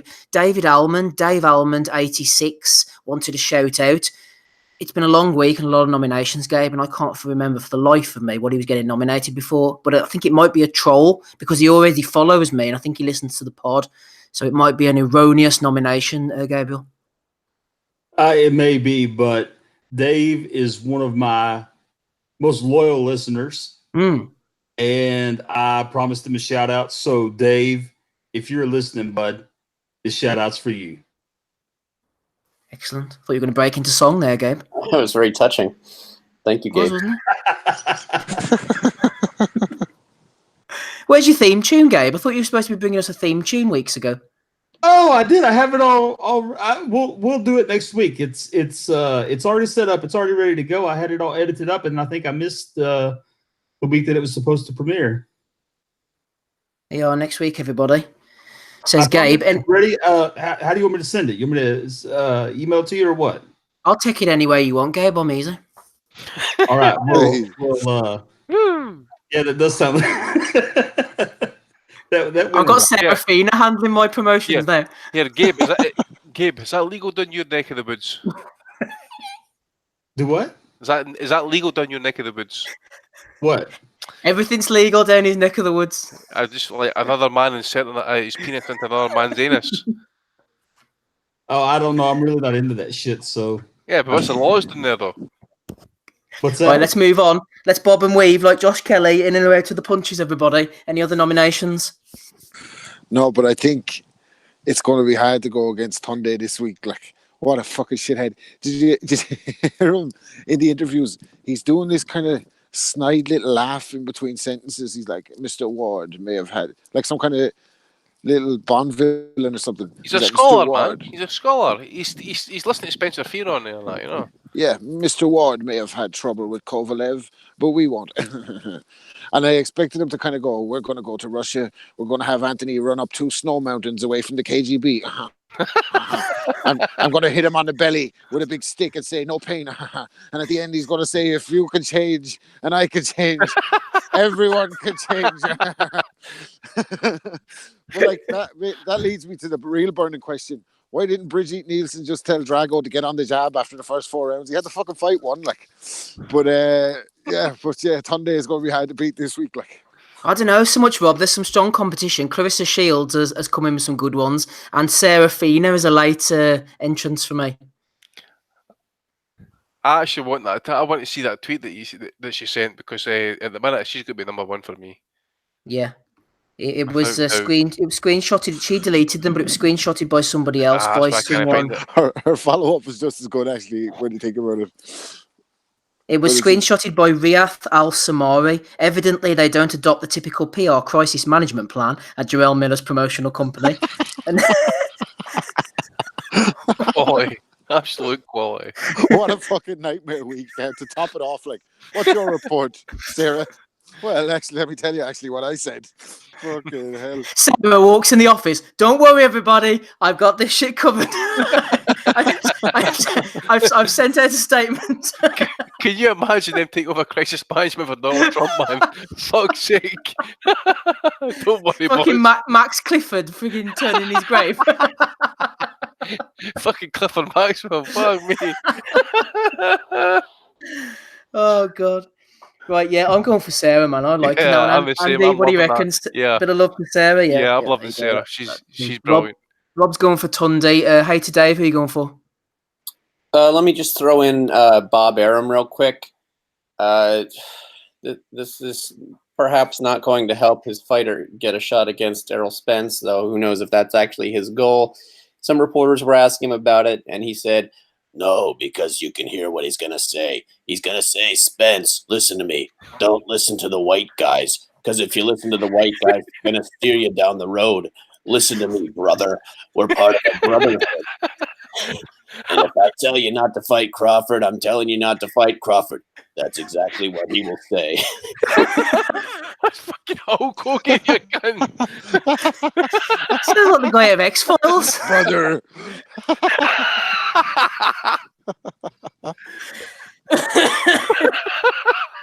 Fuck you, brother. Dave's bought some value this week, hasn't he? That's a direct quote from Bob.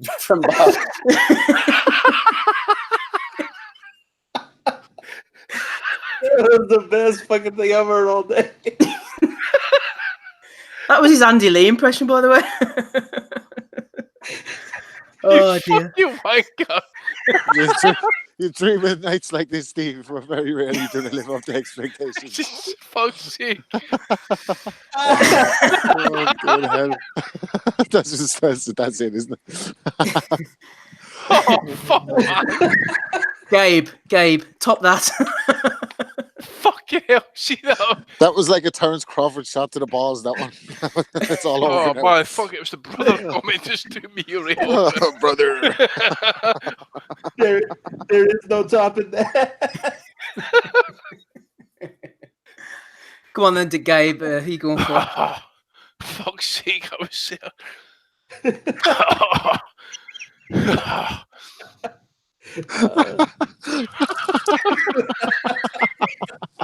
Come on, Gabe. This is your big chance. Was that a whiskey, man? Fuck's sake. So I'm having a hard time here.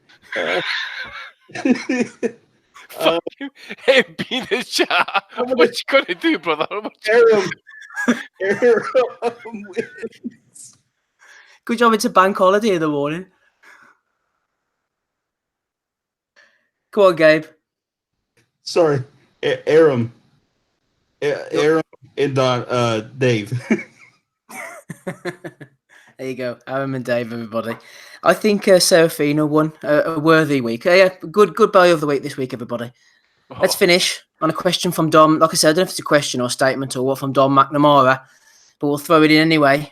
Here's for one for you lads on the panel, says Dom. If you could remake any movie with over 50% of the cast being current boxers, not a boxing movie, what would it be? For me, it would have to be Predator, says Dom, with most of the lads being heavyweights and cruiserweights wearing sleeveless tops, shooting the big machine guns, and have a small aggressive welterweight like Sean Porter being the scrappy little bastard that just wants to fight, and then someone like Saw Rungvisai using camouflage and trying to ice you. You don't have to ask this, says Rob, if you don't want to, says Dom, sorry. But I'm just in a really great mood. Thanks for all the work that you do, lads. Oh, and let the lads know that I'm doing okay sexually. Only okay sexually, Rob? What would you infer that to mean? He's probably room for improvement. He's probably sleeping with the rejects of society so he can buy a Dyson. In terms of the film, I have a good one. I think you could remake the 1983 or 84 classic starring Eddie Murphy and Nick Nolte, 48 Hours, with Floyd as Reggie Hammond, cheeky upstart out of jail to solve a mystery with Gennady Golovkin as the driver around San Francisco in a Cadillac. So I'd pay to watch that one.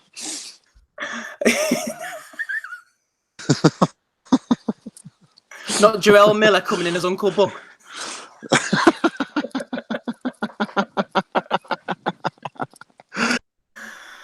Oh dear. Anybody else want to add anything in? I don't even know where to go. Yeah, I'll take one. Rush Hour with Jackie Chan and what's his name? What was his name again? It's the black guy's name. Chris Tucker. Chris Tucker. So put Manny Pacquiao in Jackie Chan's position and Floyd Mayweather and in the red hat. In the red hat. The red hat. Oh no, Floyd could replace Blofeld in the Bond film with his red hat and just throw it at people, cut their arms off. I like that idea. I think you're thinking of Odd Job.